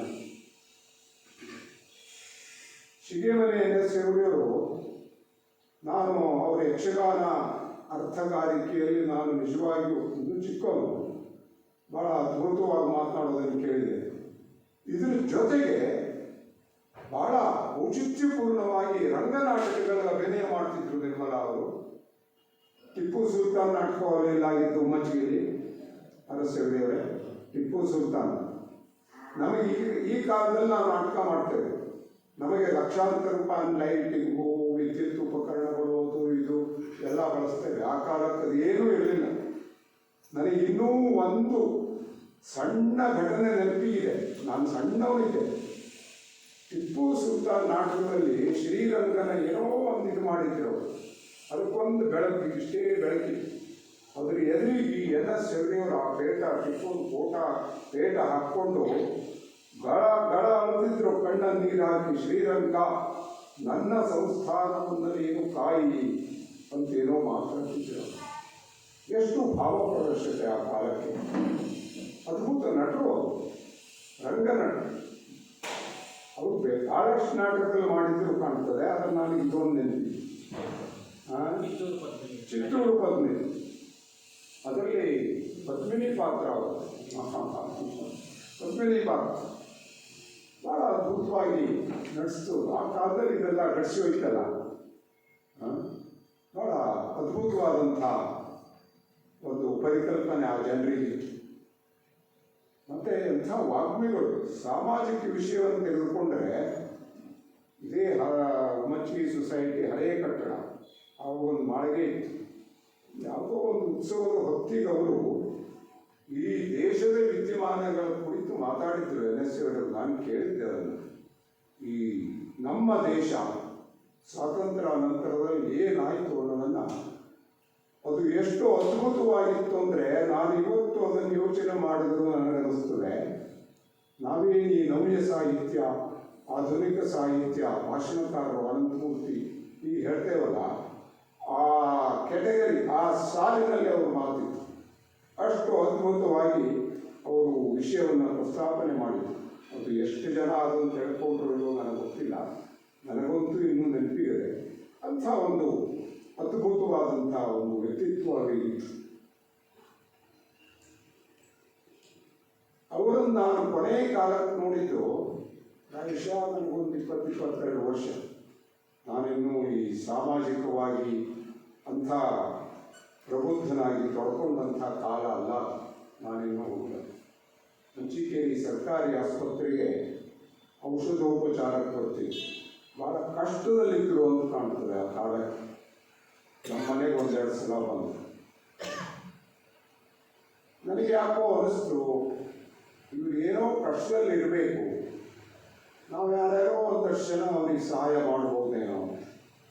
ನಾನು ಇಬ್ಬರು ಹಿರಿಯರ ಹತ್ರ ಹೇಳಿದೆ, ನನ್ನೂ ಹೀಗೆ ನನಗನ್ನಿಸ್ತದೆ, ನಾವೆಲ್ಲರೂ ಸೇರಿ ಏನಾದರೂ ಮಾಡ್ಬೋದು. ಆ ಹಿರಿಯರು ತುಂಬ ವ್ಯವಹಾರಸ್ಥರಿದ್ರು. ನೀ ಎಷ್ಟು ಹೀಗೆ ಮಾಡ್ತೀಯೋ, ಜೀವನ ಏನು ಉದ್ದಿದ್ದು ನಿಂದು ಅಂತ ನಾನು. ಅವ್ರು ಭಾಳ ವ್ಯವಹಾರಿಕರು, ಅದರಲ್ಲಿ ನಿಂತೋದು. ಆಮೇಲೆ ಅವ್ರು ಹೇಗೆ ವಿಷಯರಾದರು ಏನಾದರೂ ನನ್ನ ಯಾವ ಕಲ್ಪನೆಗೂ ಅದು ಬರಲಿಲ್ಲ. ಆದರೆ ಇವತ್ತಿಗೂ ನನಗೊಂದು ವಿಷಾದ ಭಾವ ಏನಿದೆ, ಇಂಥ ಒಂದು ಅದ್ಭುತ ವ್ಯಕ್ತಿತ್ವದ ಮನುಷ್ಯನನ್ನು ಕೊನೆ ಕಾಲದಲ್ಲಿ ಸೀಮೆ ಅಷ್ಟು ಚೆನ್ನಾಗಿ ನೋಡಿಕೊಳ್ಳಿಲ್ವೇನೋ ಅಂತ ಆ ಒಂದು ವಿಷಾದ ಭಾವದಿಂದಲೇ ನನ್ನ ಮಾತನ್ನು ಮುಗಿಸ್ತಾ ಇದ್ದೇನೆ. ಇಲ್ಲಿ ಎಲ್ಲರಿಗೂ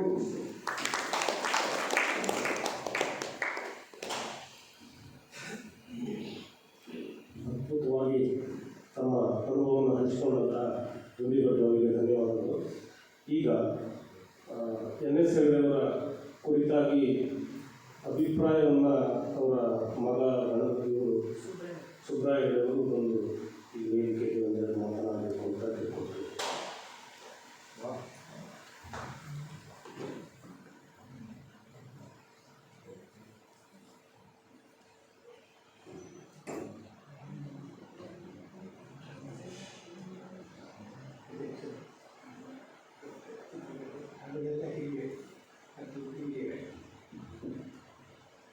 ತಂದೆಯವ್ರ ಬಗ್ಗೆ ನಾನು ಭಾಳಷ್ಟು ಹೇಳಲಿಕ್ಕೆ ಎಲ್ಲರೂ ಅವರ ನೆನಪಿನಲ್ಲಿರೋರೇ. ಆದರೆ ನಮ್ಮ ಬದುಕಿನಲ್ಲಿ ಎಂಥ ದೊಡ್ಡ ಕಲ್ಪನೆ ಕೊಟ್ಟರು ಅಂದರೆ ವೀರಭದ್ರ ನಾಯ್ಕರು, ಶಿವರಾಮ ಹೆಗಡೆಯವರು, ಅವರ ಮಾವಲೆಗಳು ಮತ್ತು ಚಂಬೆಗಳು, ಆ ಕಾಲದ ಎಲ್ಲ ಘಟಾನುಘಟಿಗಳು ನಮಗೆ ಹತ್ತಿರದಿಂದ ಸಿಕ್ಕಿದ್ರು. ಅವರೆಲ್ಲ ಒಂದು ನೆಲೆಯಲ್ಲಿ ಪ್ರತಿಮಾನವರಾಗಿದ್ದರೆ, ಆದರೆ ನಮ್ಗೆ ಅವರು ಮಾನವರಾಗಿ ಲಭ್ಯರಾದರು. ಅವರ ಪ್ರಸಂಗಗಳನ್ನು ನೋಡುವಂಥ ಭಾಗ್ಯ ಸಿಕ್ಕಿತ್ತು. ಆಗ ನಮ್ಮ ವಯಸ್ಸು ತೀರ ಸಣ್ಣ ಇತ್ತು, ಆದರೆ ಅದು ಅದ್ಭುತವಾಗಿತ್ತು. ನಮಗಿದು 15 ವರ್ಷಗಳಷ್ಟು ಕಾಲ ಮಾತ್ರ ಸಿಕ್ಕಿತ್ತು. ಆನಂತರ ನಾವು ಅಜ್ಞಾತವಾಸಕ್ಕೆ ಹೋಗಬೇಕಾಯಿತು. ಅದರ ನಡುವೆ ಅವರು ಸ್ಥಾಪಿಸಿದ ಈ ಸಂಸ್ಥೆಗಳಿಗಲ್ಲ, ಅದು ಈಗಲೂ ಸಾವಿರಾರು ಜನರಿಗೆ ನೆರವಾಗುತ್ತಾ ಇರೋದು ತುಂಬ ಅಭಿಮಾನ ಮತ್ತು ತುಂಬ ನಮಗೆ ಗೌರವವನ್ನು ಕೊಡ್ತಾ ಇದೆ.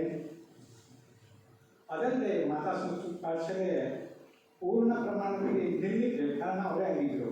ಅವ್ರಿಗೊಂದು ಕನಸಿತ್ತು, ಕೊಡಗಿನ ಶಾಲೆ ಹತ್ರ 10 ಎಕರೆ ಜಮೀನನ್ನು ಅವರು ಮಂಜೂರು ಮಾಡಿಸಿ ಒಂದು ಗುರುಕುಲ ಮಾದರಿಯಲ್ಲಿ ಮಾಡಬೇಕು ಅಂತ ಆಸೆ ಇತ್ತು. ಅದರಲ್ಲಿ ಏನಾಯಿತು ಏನೋ ಗೊತ್ತಿಲ್ಲ. ಆದರೆ ಆ ಸಂಸ್ಥೆ ಅದು ತುಂಬ ಅಭಿವೃದ್ಧಿಯಾಗಿ ಈಗ ಬಹಳಷ್ಟು ವಿದ್ಯಾರ್ಥಿಗಳಿಗೆ ಶಿಕ್ಷಣ ಕೊಡುತ್ತಿದೆ. ಅನಂತರ ಇಲ್ಲಿ ಕ್ಯಾಡಿಟ್ ಸೊಸೈಟಿ, ಮಾರ್ಕೆಟಿಂಗ್ ಸೊಸೈಟಿ, ಇಲ್ಲಿಯ ಎಲ್ಲ ಶಾಲೆಗಳಿಗೆ ಅವರು ತುಂಬ ಸಹಾಯ ಮಾಡಿದರು. ಪಾಠಶಾಲೆಯಲ್ಲಿ ಅವರು ಸಾಮಾನ್ಯ ಅಪಾರವಾದ ಪುಸ್ತಕಗಳನ್ನು ದಾನವಾಗಿ ಕೊಟ್ಟಿದ್ದರು. ಎಲ್ಲೂ ಅವರು ತಮ್ಮ ಹೆಸರಿಗೆ ಮಾಡಲಿಲ್ಲ. ನಮ್ಮ ಅಜ್ಜ ಹೆಸರಿಗೆ ಪೂರ್ಣವಾಗಿ ಅದನ್ನು ಮುಡುಪಾಗಿಟ್ಟಿದ್ದು, ದಾನಗಳೆಲ್ಲ ಅವರ ಹೆಸರಲ್ಲೇ ಕೊಟ್ಟಿದ್ದಾರೆ. ಬಹುಶಃ ನಮಗೆ ತುಂಬ ಭಾರವಾದ ನೆನಪುಗಳು. ಇನ್ನೊಂದು ನೆನಪನ್ನು ನಾನು ಹೇಳ್ಕೊಳ್ಬೇಕು. ಅವರು ಸಾಯಕ್ಕಿಂತ 1 ತಿಂಗಳ ಮುಂಚೆ ಅವರ ಗುರುಗಳಾಗಿದ್ದ ಸೂರ್ಯನಾರಾಯಣ ಭಟ್ರು ಇಟ್ಲಿಗದ್ದೆಯವರು ನಮ್ಮನ್ನು ಕರೆಸಿದ್ರು. ನಾವು ಅವ್ರ ಹತ್ರ ಹೋಗಿದ್ವಿ. ಹೋದಾಗ ಅವರು ನಮ್ಮ ಭಾರತ ರಾಮಾಯಣದ ಕಥೆಗಳನ್ನ ಹೇಳಿ ತುಂಬ ಕಷ್ಟ ಆಗಿದೆ ಅಂತ ಹೇಳಿ ಆಗಸ್ಟ್ 15ನೇ ತಾರೀಕು ಕಳೆದ ನಂತರ ನಮ್ಮ ಮನೆ ಹತ್ರ ಬನ್ನಿ, ನಾನು ನಿಮ್ಮ ಹತ್ರ ಮಾತಾಡಬೇಕು ಅಂದಿದ್ರು. ಆಗಸ್ಟ್ 15ನೇ ತಾರೀಕಿನ ದಿವಸನೇ ಅವ್ರು ತೀರ್ಕೊಂಡ್ರು. ಅವ್ರ ಬಾಯಿ ಏನಿತ್ತು ಇದು ನನಗೆ ಇನ್ನೂ ಕಾಡ್ತಿದೆ. ಅವಮಾನ ಅಂತ ನಮ್ಮನ್ನು ಕರೆಸಿ ನಮ್ಮನ್ನು ಹರಿಸಿ, ಕಷ್ಟ ಬಂದರೂ ಹೆದರಿ ಬದುಕು ನಿಂದಾದರೆ ಹಾಗೆ ಆಗತ್ತೆ ಅಂತ ನಮ್ಗೆ ಧೈರ್ಯ ಕೊಟ್ಟಿದ್ದರು. ಬಹುಶಃ ಆ ಎಲ್ಲ ಹಿರಿಯರಿಗೆ ನಮಸ್ಕರಿಸಿ ಎಲ್ಲರಿಗೂ ನನ್ನ ವಂದನೆಗಳು.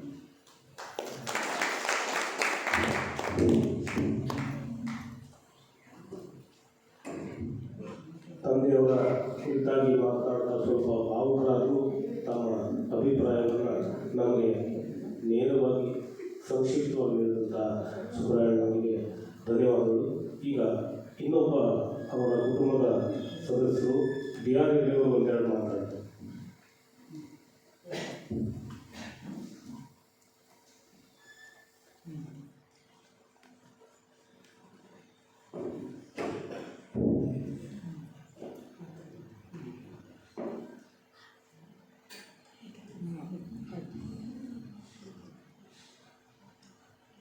ಸ್ಥಳೀಯ ಅಧಿದೇವತೆಯನ್ನು ಮನಸ್ಸಿನಲ್ಲಿ ಸ್ಮರಿಸಿ ಪರಮ ಪೂಜ್ಯ ಗಂಗಾಧರೇಂದ್ರ ಮತ್ತು ಆನಂದ ಬೋಧೇಂದ್ರ ಸರಸ್ವತಿ ಸ್ವಾಮೀಜಿಯವರ ಪಾದಕಮಲಗಳಲ್ಲಿ ವಂದಿಸುವಂಥ ಸಭೆಯ ಅಧ್ಯಕ್ಷರೇ, ಇವತ್ತಿನ ಮುಖ್ಯ ಅತಿಥಿಗಳೇ, ನೆರೆದಿರ್ತಕ್ಕಂಥ ಎಲ್ಲ ಸಭಾಸದರೇ, ನಾವು ಇವತ್ತಿನ ಕಾರ್ಯಕ್ರಮದ ಕಲ್ಪನೆಯಲ್ಲಿ ಏನಾದರೂ ಹೇಳಬೇಕು ಅಂದರೆ, ನಮ್ಮ ಮನೆಯಲ್ಲಿ ಅವನನ್ನು ನೋಡಿದ ನೆನಪುಗಳನ್ನಷ್ಟೇ ಹೇಳ್ಬೋದು. ನಾನು ಬಹುಶಃ ಅವನನ್ನು ನೋಡಿದ್ದು ಅವನ ರೂಪವನ್ನಷ್ಟೇ ಬಿಟ್ಟರೆ ಕೆಲವೇ ಒಂದೆರಡು ನೆನಪಿಗೆ ಬರುವಂಥ ಕಾರ್ಯಕ್ರಮಗಳಷ್ಟೇ. ಆದರೆ ನಮ್ಮ ಮನೆಯಲ್ಲಿ ನಿರಂತರವಾಗಿ ಅವನ ವಿಚಾರವಾಗಿ ನಡೆದ ಸಂಗತಿಗಳನ್ನು ಒಂದೆರಡು ವಿಚಾರಗಳನ್ನು ಹೇಳಬೇಕು. ಯಾಕಂದರೆ ನಮ್ಮ ಮನೆಯಲ್ಲಿ ಅವನೊಟ್ಟಿಗೆ ಬಹಳ ದೀರ್ಘಕಾಲ ಇದ್ದವನು ನನ್ನ ಅಪ್ಪ ಅಥವಾ ನನ್ನ ತಂದೆಯವರಾದ, ನಾವು ಅಣ್ಣ ಅಂತಲೇ ಕರೀತೇವೆ. NS ಹೆಗ್ಡೆಯವರನ್ನು ದೊಡ್ಡಣ್ಣ ಅಂತಲೇ ನಾವು ಕರೆದಿದ್ದು. ನಮ್ಮ ಮನೆಯಲ್ಲಿ ಎಲ್ಲರಿಗೂ ಅವನು ದೊಡ್ಡಣ್ಣನಾಗೇ ಇದ್ದಿದ್ದು. ನನ್ನ ತಂದೆಯವರ ಕೆಲವು ವಿಚಾರಗಳನ್ನ ಇಲ್ಲಿ ಪ್ರಸ್ತಾಪ ಮಾಡಬೇಕು. ಯಾಕೆಂದರೆ ಇವತ್ತಿನ ಹಿರಿಯರ ನೆನಪು ಅನ್ನೋ ಕಾರಣಕ್ಕಾಗಿ ಮುಖ್ಯ ಅತಿಥಿಗಳೇನು ಹೇಳಿದಾರೋ ಆ ವಿಷಯಗಳು ನಮ್ಮ ನಿಲುಮೆಗೆ ಸಿಗೋದಿಲ್ಲ. ಯಾಕಂದರೆ ಅವರ ಒಡನಾಟಕ್ಕೆ ಸಿಕ್ಕಿದ ಕಾಲಮಾನದವನು ನಾನಲ್ಲ. ಆಗಲೇ ಅವರು ಹೇಳಿರಲ್ಲ, ತಲೆಮಾರುಗಳಲ್ಲಿ ಕೊನೆಯವನು ಆಗಾಗುತ್ತೆ. ನನಗೆ ಮುಂದಿನ ತಲೆಮಾರಿನವರಿಗೆ ಬಹುಶಃ ನಮ್ಮಲ್ಲಿ ದೊಡ್ಡಣ್ಣನ ನೆನಪೇ ಇಲ್ಲ. ಫೋಟೋ ತೋರಿಸಿದ್ರೆ ಹೌದಾ ಅಂತ ಹೇಳ್ತಾನೆ. ಆ ಹಿನ್ನೆಲೆಯಲ್ಲಿ ಒಂದೆರಡು ವಿಚಾರಗಳನ್ನು ಪ್ರಸ್ತಾಪಿಸ್ಬೋದು. ಆಗಲೇ ಮುಖ್ಯ ಅತಿಥಿಗಳು ಒಂದೆರಡು ವಿಚಾರ ಹೇಳಿದ್ರಲ್ಲ. ದೊಡ್ಡಣ್ಣನ ಮನೆತನದಲ್ಲಿ ಮೂಲತಃ ಮಣ್ಕುಳಿ, ಮಧ್ಯಮ ವರ್ಗದ ಕುಟುಂಬದ ಮಣ್ಕುಳಿ ಮನೆತನದ ಸಜ್ಜನಿಕೆಯ ಜೊತೆಯಲ್ಲಿ ಅವರ ಅಜ್ಜನ ಮನೆ ಹರಿಗದ್ದೆಯ ಕುಟುಂಬದ ಮೂಲ ಸಿಕ್ಕಿದ್ರು. ನನಗೆ ಈಗಲೂ ಕೂಡ ಕೃಷ್ಣ ಭಟ್ರು ನೆನಪಾಗುತ್ತೆ. ಅದೇ ಆಳ್ತನ ನಮ್ಮ ದೊಡ್ಡಣ್ಣನಿಗೆ. ನಾನು ಕೊನೆಯಲ್ಲಿ ಅವರ ಹೆಚ್ಚು ಕಡಿಮೆ ಅವರು 40 ವರ್ಷ ದಾಟಿದ ನಂತರದಲ್ಲೇ ಅವರನ್ನು ನೋಡಿದ್ದೇನೆ. ಅವರಿಗೆ 45 ವರ್ಷ ಆದ ಕಾಲಕ್ಕೆ. ಹಾಗಾಗಿ ಆ ದಿನಗಳಲ್ಲಿ ಅವರ ಆಕಾರವನ್ನಷ್ಟೇ ಗ್ರಹಿಸಿಕೊಳ್ಳುವಲ್ಲೇ ಒಂದೆರಡು ಭಾಷಣಗಳನ್ನು ಕೇಳಿದ್ದೆ. ಇದೇ ಸೊಸೈಟಿಯ ತಾಳಬಂದೆ ಕಾರ್ಯಕ್ರಮದಲ್ಲಿ ರಾಮನಾಥವನ್ನು ಕೇಳಿದ್ದೆ. ಆಗ ನಮಗೆ ಸಾಹಿತ್ಯಿಕವಾದ ಬರೀ ಆರಂಭದ ಹಸಿವು ಅಷ್ಟೇ. ನಾನು ಡಿಗ್ರಿ ಓದ್ತಾ ಇದ್ದ ಕಾಲ. ಅವರ ಆಗಿನ ಆ ಮಾತುಗಳಲ್ಲಿ ನಮಗೆ ಗ್ರಹಿಸುವಂತೆ ನಮ್ಮನ್ನು ಸೆಳೆದದ್ದು ಹೇಗೆ ಅಂತ ಯೋಚನೆ ಮಾಡಿದಾಗ ನನಗನ್ಸಿದ್ದು, ಆಗಲೇ ಹೇಳಿದ್ರಲ್ಲ, ಈ ಸೀಮೆಯ ಅದ್ಭುತವಾದಂತಹ ವ್ಯಕ್ತಿತ್ವಗಳ ಒಡನಾಟ ಅವರನ್ನು ಬಹುಶಃ 18ನೇ ವರ್ಷಕ್ಕೇನೆ ಪ್ರಬುದ್ಧರನ್ನಾಗಿ ಮಾಡಿತ್ತು ಅಂತ ನಾನು ಕೇಳಿದೆ. ಅವರಿಗೆ 19ನೇ ವರ್ಷದಲ್ಲೇ ಮದುವೆ ಆಯಿತಂತೆ. ಆ ನಂತರದಲ್ಲಿ ಅವರು ನಿಧಾನವಾಗಿ ಈ ರಂಗ ಚಟುವಟಿಕೆಯಲ್ಲಿ ಮೊಟ್ಟ ಮೊದಲು ತೊಡಕೊಂಡರು. ನಾಟಕದಲ್ಲಿ ಮೊದಲು ಅವರು ಆರಂಭ ಮಾಡಿದ್ದು ತಮ್ಮ ಕಲಾ ಜೀವನವನ್ನು ಅಂತ ನಾನು ಕೇಳಿದ್ದು. ಅಥವಾ ನಮ್ಮ ಮನೆಯ ಮಾತೆ, ನಾನೇ ಅದನ್ನು ಹೇಳಿದ್ರು ಕೂಡ ತಪ್ಪಾಗಲಿಕ್ಕಿಲ್ಲ ಅಂತ ಭಾವಿಸಿಕೊಳ್ಳೋಣ. ಆ ಮೂಲಕವಾಗಿ ಆ ರಂಗ ಕಲೆಯನ್ನು ರೂಢಿಸಿಕೊಳ್ಳೋದರ ಮೂಲಕವಾಗಿ ನಮಗೆ ಈ ಕಲಾ ವಿಭಾಗದಲ್ಲಿ ಮನುಷ್ಯನಿಗೆ ನಿಲ್ಲುವಂತಹ ಸಂಗತಿಗಳು ಯಾವಾಗ ಅಂತಂದರೆ, ಎಲ್ಲ ರಸಗಳು ಬೇಕು, ಆದರೆ ಕರುಣಾರಸ ಯಾವಾಗ ಜಾಸ್ತಿ ಒಬ್ಬ ಮನುಷ್ಯನಲ್ಲಿ ಬೆಳೀತದೋ ಅದು ದೀರ್ಘಕಾಲ ನೆನಪಿನಲ್ಲಿರುತ್ತದೆ ಅಂತ ನಾನು ಭಾವಿಸ್ಕೊಳ್ತೇನೆ. ಅದರ ಪರಿಣಾಮದಿಂದಲೇ ಅವರು ನಿಧಾನವಾಗಿ ರಂಗಭೂಮಿಯಿಂದ ಅತ್ಯಂತ ಶ್ರೇಷ್ಠ ಕಲೆ ಅಂತ ಕರೆಸಿಕೊಳ್ಬೋದು. ಸಾಹಿತ್ಯಿಕವಾಗಿ ಇವತ್ತು ಮನುಷ್ಯನಲ್ಲಿ ತನ್ನ ಒಳಗಿನ ಭಾವವನ್ನೆಲ್ಲ ಹೊರಗೆ ಹಾಕುವುದಾದರೆ ಮತ್ತು ಸಮಾಜಕ್ಕೆ ಹೇಳುವುದಾದಂಥ ಸಾಧ್ಯತೆ ಇದ್ದ ಒಂದು ಸಾಂಸ್ಕೃತಿಕ ವೇದಿಕೆ ಅಂತಂದರೆ ಅದು ಯಕ್ಷಗಾನ ತಾಳಮಂದಿಗೆ. ಅದಕ್ಕಿಂತ ಹಿಂದಿದ್ದಾದ ಒಂದು ಕಲೆ ಇದೆ ಅಂತ ನಾನು ಅನಿಸ್ಕೊಳ್ಳೋದೇ ಇಲ್ಲ ನನಗೆ. ಆ ಕಲೆಯಲ್ಲಿ ಅವರು ತೊಡ್ಕೊಳ್ಳೋದಕ್ಕೆ ಸಾಧ್ಯ ಆದದ್ದೇ ಅದು. ಯಾವ ಈ ಸಭಾಕಂಪಗಳು ಇಲ್ಲದೆಯೇ ಧ್ವನಿಯನ್ನು ಪ್ರತಿಯೊಬ್ಬರಿಗೂ ಕೂಡ ಒಂದು ಶ್ರುತಿಯಲ್ಲಿ ತಲುಪಿಸಬಹುದಾದಂತಹ ಸಾಧ್ಯತೆಗಳು ಅವರಿಗೆ ಸಿಕ್ಕಿದೆ ನಮ್ಮ ಸೀಮೆಯ ದಿಗ್ಗಜರುಗಳ ಒಡನಾಟ. ಅದರ ಮೂಲಕವಾಗಿ ಅವರು ತಮ್ಮನ್ನು ಸ್ಥಾಪಿಸ್ಕೊಳ್ತಾ ಬಂದದ್ದು ನಮ್ಮ ಮನೆಗೆ ಸಿಕ್ಕಿಂತ ಒಂದು ದೊಡ್ಡ ಅನುಕೂಲ ಏನು ಅಂತಂದರೆ, ಒಂದು ಗ್ರಂಥಾಲಯ ನಮ್ಮ ಮನೆಗೆ ಬರ್ತಾ. ನಾನು ಸಣ್ಣವನಿದ್ದಾಗ ಆ ಕಪಾಟು ಆ ಪುಸ್ತಕಗಳನ್ನು ನೋಡಿದ್ದೆ ಅಂತ ಇನ್ನೂ ಕಣ್ಣಿಗೆ ಹಚ್ಚೋಕ್ಕಿದೆ. ನಮಗೆ ಓದುವ ಹವ್ಯಾಸ ಬರುವ ದಿನಗಳಲ್ಲ, ಆದರೆ ನಮ್ಮ ಮನೆಗೆ ಗ್ರಂಥಾಲಯ ಬರ್ತಾ ಹೋಯಿತು ಅನ್ನೋದು ನನಗೆ ಹೇಗೆ ಗೊತ್ತಾಗ್ತದೆ ಅಂತಂದರೆ, GD ನಾಯ್ಕರು ಅಂತ ಒಬ್ಬ ಶಿಕ್ಷಕರಿದ್ದರು ಈ ಭಾಗದಲ್ಲಿ. ಅವರು ಶನಿವಾರ ರವಿವಾರ ರಜೆ ಇದ್ದಾಗ ಮನೆಗೆ ಬಂದು ಪುಸ್ತಕವನ್ನು ತೆಕ್ಕೊಂಡು ಓದೋರು. ಅದಕ್ಕಿಂತ ಹಿರಿಯ ನೆನಪನ್ನು ಮಾಡಿದರು ನನಗೆ ನನ್ನ ತಂದೆಯವರು. ಎ ರವೀಂದ್ರ ಅಂತ IAS ಒಬ್ಬ ಅಧಿಕಾರಿ ಬಂದಿದ್ದರಂತೆ ನಮ್ಮ ತಾಲೂಕಿಗೆ. ಅವರು ಶನಿವಾರ ರವಿವಾರ ಇಲ್ಲಿ ಓದಲಿಕ್ಕೆ ಬರ್ತಿದ್ದಾರೆ. ಆ ದಿನಗಳಲ್ಲಿ ಪುಸ್ತಕಗಳ ಕೊರತೆ ಇತ್ತೋ ಅಥವಾ ಇವರ ಒಡನಾಟದಿಂದ ಏನೇನೆಲ್ಲ ಪಡ್ಕೊಳ್ಬಹುದಾಗಿತ್ತು ಅಂತ ಯೋಚನೆ ಮಾಡ್ತಾರೋ. ಇವತ್ತಿಗೂ ಕರ್ನಾಟಕ ಸರ್ಕಾರದಲ್ಲಿ ಅತಿ ಉನ್ನತ ಹುದ್ದೆಯಲ್ಲಿದ್ದಾರೆ ಎ ರವೀಂದ್ರ ಅವರು. ನಮ್ಮ ಅಣ್ಣನಿಗೆ ಬೆಂಗಳೂರಿನಲ್ಲಿ ಅವರು ಭೇಟಿ ಆಗ್ತಾರೆ, ನೆನಪು ಮಾಡ್ಕೊಳ್ತಾರಂತ. ಹಾಗೊಂದು ದಿನಗಳ ಮುಖ್ಯ ಕಾರ್ಯದರ್ಶಿಗಳ ಹೌದು, ನೆನಪಷ್ಟೇ, ನಾನು ಅವರನ್ನು ನೋಡಿದ್ದೀನಿ ಅಂತಲ್ಲ, ಅದನ್ನು ಹಂಚಿಕೊಳ್ಬೇಕು. ಇವತ್ತು ನನ್ನ ತಂದೆಯವರ ಮಾತುಗಳನ್ನು 4 ವಿಚಾರಗಳನ್ನು ಇಲ್ಲಿ ಹೇಳೋಣ ಅಂತ. ಆ ರೀತಿಯ ಒಂದು ಅತಿ ಭಾವುಕದ ಕುಟುಂಬ ನಮ್ಮದು ಅಂತ ನನಗೆ ಈಗಲೂ ಅನಿಸುತ್ತೆ. ನಮ್ಮ ಅಣ್ಣನ ಹತ್ರ ಇವತ್ತು ಮಾತಾಡುವಂದ್ರೆ ನನಗೆ ಆಗಲ್ಲ ನನ್ನ ಹತ್ರ ಅಂತ ಅಳ್ತಿದ್ದ ನಾವು. ಯಾಕೆ ಅದು ಬೆಳೆದು ಬಂತು ಗೊತ್ತಿಲ್ಲ ನನಗೆ. ದೊಡ್ಡಣ್ಣನಿಗೆ ನಮ್ಮ ಅಣ್ಣನ ಮಗಳೊಬ್ಬಳಿದ್ದು ಮಾದೇವಿ ಅಂತ, ಇಲ್ಲಿ ಜಾಮೀನಿಗೆ ಕೂತಿದ್ದಾರೆ ಅವರ ತಾಯಿಯವರು. ಅವರಿಗೊಬ್ಬರಿಗೆ ಅವ್ರು ಹೆದರಿದ್ದು ಅಂತ ನಾನು ಕೇಳಿದ್ದೇನೆ. ಮತ್ತು ಯಾರಿಗೂ ಹೆದರಿಕೆನೇ ಹುಟ್ಟಲಿಲ್ಲ ಅವ್ರ ಜೀವನದಲ್ಲಿ. ಅವರು ಅಷ್ಟು ಬಲವಾಗಿಯೇ ತಮ್ಮ ವ್ಯಕ್ತಿತ್ವವನ್ನು ಛಾಪಿಸ್ಕೊಂಡಿದ್ರು, ಮನೆಯಲ್ಲೂ ಹೌದು, ಸಮಾಜದಲ್ಲೂ ಕೂಡ ಹೌದು. ಎಲ್ಲ ಆ ಕಾಲಕ್ಕೆ ಆಗಲೇ ಗುಂಡಿಭಟ್ರು ಹೇಳಿದ್ರಲ್ಲ, ಸಾಮಾಜಿಕವಾದಂತಹ ಕೆಲವು ಪರಂಪರೆಯಿಂದ ಬರುವಂತಹ ಮೌಢ್ಯಗಳನ್ನು ವಿರೋಧಿಸುವಂತಹ ಸಾಮರ್ಥ್ಯವನ್ನು ಕೂಡ ಅವರು ವೇದಿಕೆ ಮೇಲೆ ತಂದಿದ್ರು ಅಂತ ನಾನು ಕೇಳಿದ್ದೇನೆ. ಸುಲಭದ ಮಾತೇನು ಆಗಿರಲಿಲ್ಲ ಆಗ. ಹಾಗೆ ಈ ಇಡೀ ಅವರ ಸಾಮಾನ್ಯ ಅವರ ನೆನಪಾದಾಗ 20-22 ವರ್ಷಗಳ ಕಾಲ ಅವರ ಜೀವನದಲ್ಲಿ ಅವರು ಮುಟ್ಟಿದ್ದೆಲ್ಲವೂ ಅವರಿಗೆ ಏನೆಲ್ಲ ಮನಸ್ಸಿಗೆ ಗಟ್ಟಿಯಾಗಿ ಸ್ಥಾಪಿಸಬಹುದಿತ್ತೋ ಅದನ್ನೆಲ್ಲದನ್ನು ಅವರು ಕೈಗೂಡಿಸ್ಕೊಂಡು ಬಂದಿದ್ದಾರೆ. ನಮ್ಮ ಮನೆಯಲ್ಲಿ ದೊಡ್ಡ ಕುಟುಂಬ, ಸುಮಾರು 20-25 ಜನ ಇದ್ದಂತಹ ಕುಟುಂಬದ ಹಿರಿಯನಾಗಿ ಅವರು ಮನೆಯಲ್ಲಿ ಕಳೆದಿದ್ದರು. ನಾನು ಸಣ್ಣವನಿರುವಾಗ ನೋಡಿದ್ದೇನೆ, ನನ್ನ ನೆನಪಿದೆ. ಆ ನಂತರ ಅವರು ಇಲ್ಲಿಂದ ಇನ್ನೊಂದು ನಮ್ಮ ಮನೆಯ ಜಮೀನಿಗೆ ಅವರು ಹೋದ ನಂತರದಲ್ಲಿ ಆರೋಗ್ಯ ಅವರಿಗೆ ದೇವರು ಕರುಣಿಸಲಿಲ್ಲ. ಆ ನಂತರದಲ್ಲಿ ವ್ಯವಹಾರಿಕ ತೊಂದರೆಗಳು, ಅದು ಇನ್ನೇನೇನೋ ಅವರ ಬದುಕಿನ ಅಂತ್ಯದ ಭಾಗ ಬೇರೆಯೇ ಇದೆ. ನಮಗೆ ಮುಖ್ಯವಾಗಿ ಇವತ್ತಿನ ವೇದಿಕೆ ಹೇಳಬೇಕಾದದ್ದೇನು, ಹಿರಿಯರ ನೆನಪಿನಲ್ಲಿ ನಾವು ಪಡ್ಕೊಳ್ಬೇಕಾದದ್ದೇನು. ಆಗಲೇ ಗುಂಡಿಭಟ್ರು ಹೇಳಿದಾಗೇನೆ ಈ ನೆನಪುಗಳೆಲ್ಲ ಅವಶ್ಯಕತೆ ಇದೆಯೇ? ಹೆಚ್ಚು ಕಡಿಮೆ ನಾನು 32 ವರ್ಷ ಆಯಿತು. ಗಂಟೆ ಹೊಡೆಯುವಲ್ಲಿವರೆಗೆ 1 ತಾಸು ಮಕ್ಕಳಿಗೆ ಪಾಠ ಮಾಡ್ತಾನೆ ಬಂದಿದ್ದೇನೆ. ಸುಮಾರು 2000ಕ್ಕಿಂತ ಹೆಚ್ಚಿನ ಮಕ್ಕಳಿಗೆ ಪಾಠ ಮಾಡಿದ್ದೇನೆ. ತಲೆಮಾರುಗಳ ಗಾಢತೆ ವಿಚಾರ ಬಂದಾಗ ಇತ್ತೀಚಿನ ಕುಟುಂಬಗಳೆಲ್ಲ ಬದಲಾಗ್ತಾ ಇರೋದಕ್ಕೆ ಮುಖ್ಯ ಕಾರಣವೇ ತಲೆಮಾರುಗಳ ಗಾಢತೆಯೇ ಕಡಿಮೆ ಆಗಿರೋದು ಅಂತ ಒಂದು ಪಾಯಿಂಟನ್ನು ಹೇಳ್ತಾರೆ. ಹಾಗೆ ಈ ತಲೆಮಾರುಗಳ ಗಾಢತೆ ಹೋಗದೇ ಇರುವ ಹಾಗೆ ಬೆಳೆದಂತಹ ಕುಟುಂಬ ನಮ್ಮದು ಅಂತ ನನಗೆ ಈಗಲೂ ಅನಿಸ್ತದೆ. ಬಹುಶಃ ನನ್ನ ಮುಂದಿನ ತಲೆಮಾರಿನವರು ನಮ್ಮ ಮನೆಯಲ್ಲಿ ಈಗಲೂ ಪುಸ್ತಕ ಸಂಗ್ರಹ ಮತ್ತು ಪುಸ್ತಕ ಓದುವುದರಲ್ಲಿ ಖಂಡಿತವಾಗಿ ಸೋತಿಲ್ಲ. ನಾನು ಅದನ್ನು ಹೆಮ್ಮೆಯಿಂದ ಹೇಳ್ಕೊಳ್ಬೇಕು. ಅದಕ್ಕೆ ನನಗೆ ಹಿರಿಯರ ನೆನಪಿನಲ್ಲಿ ನಾನು ಮಾತಾಡಬೇಕು ಅಂತ ಹೇಳಿದ್ದಕ್ಕೆ ಬಂದದ್ದು.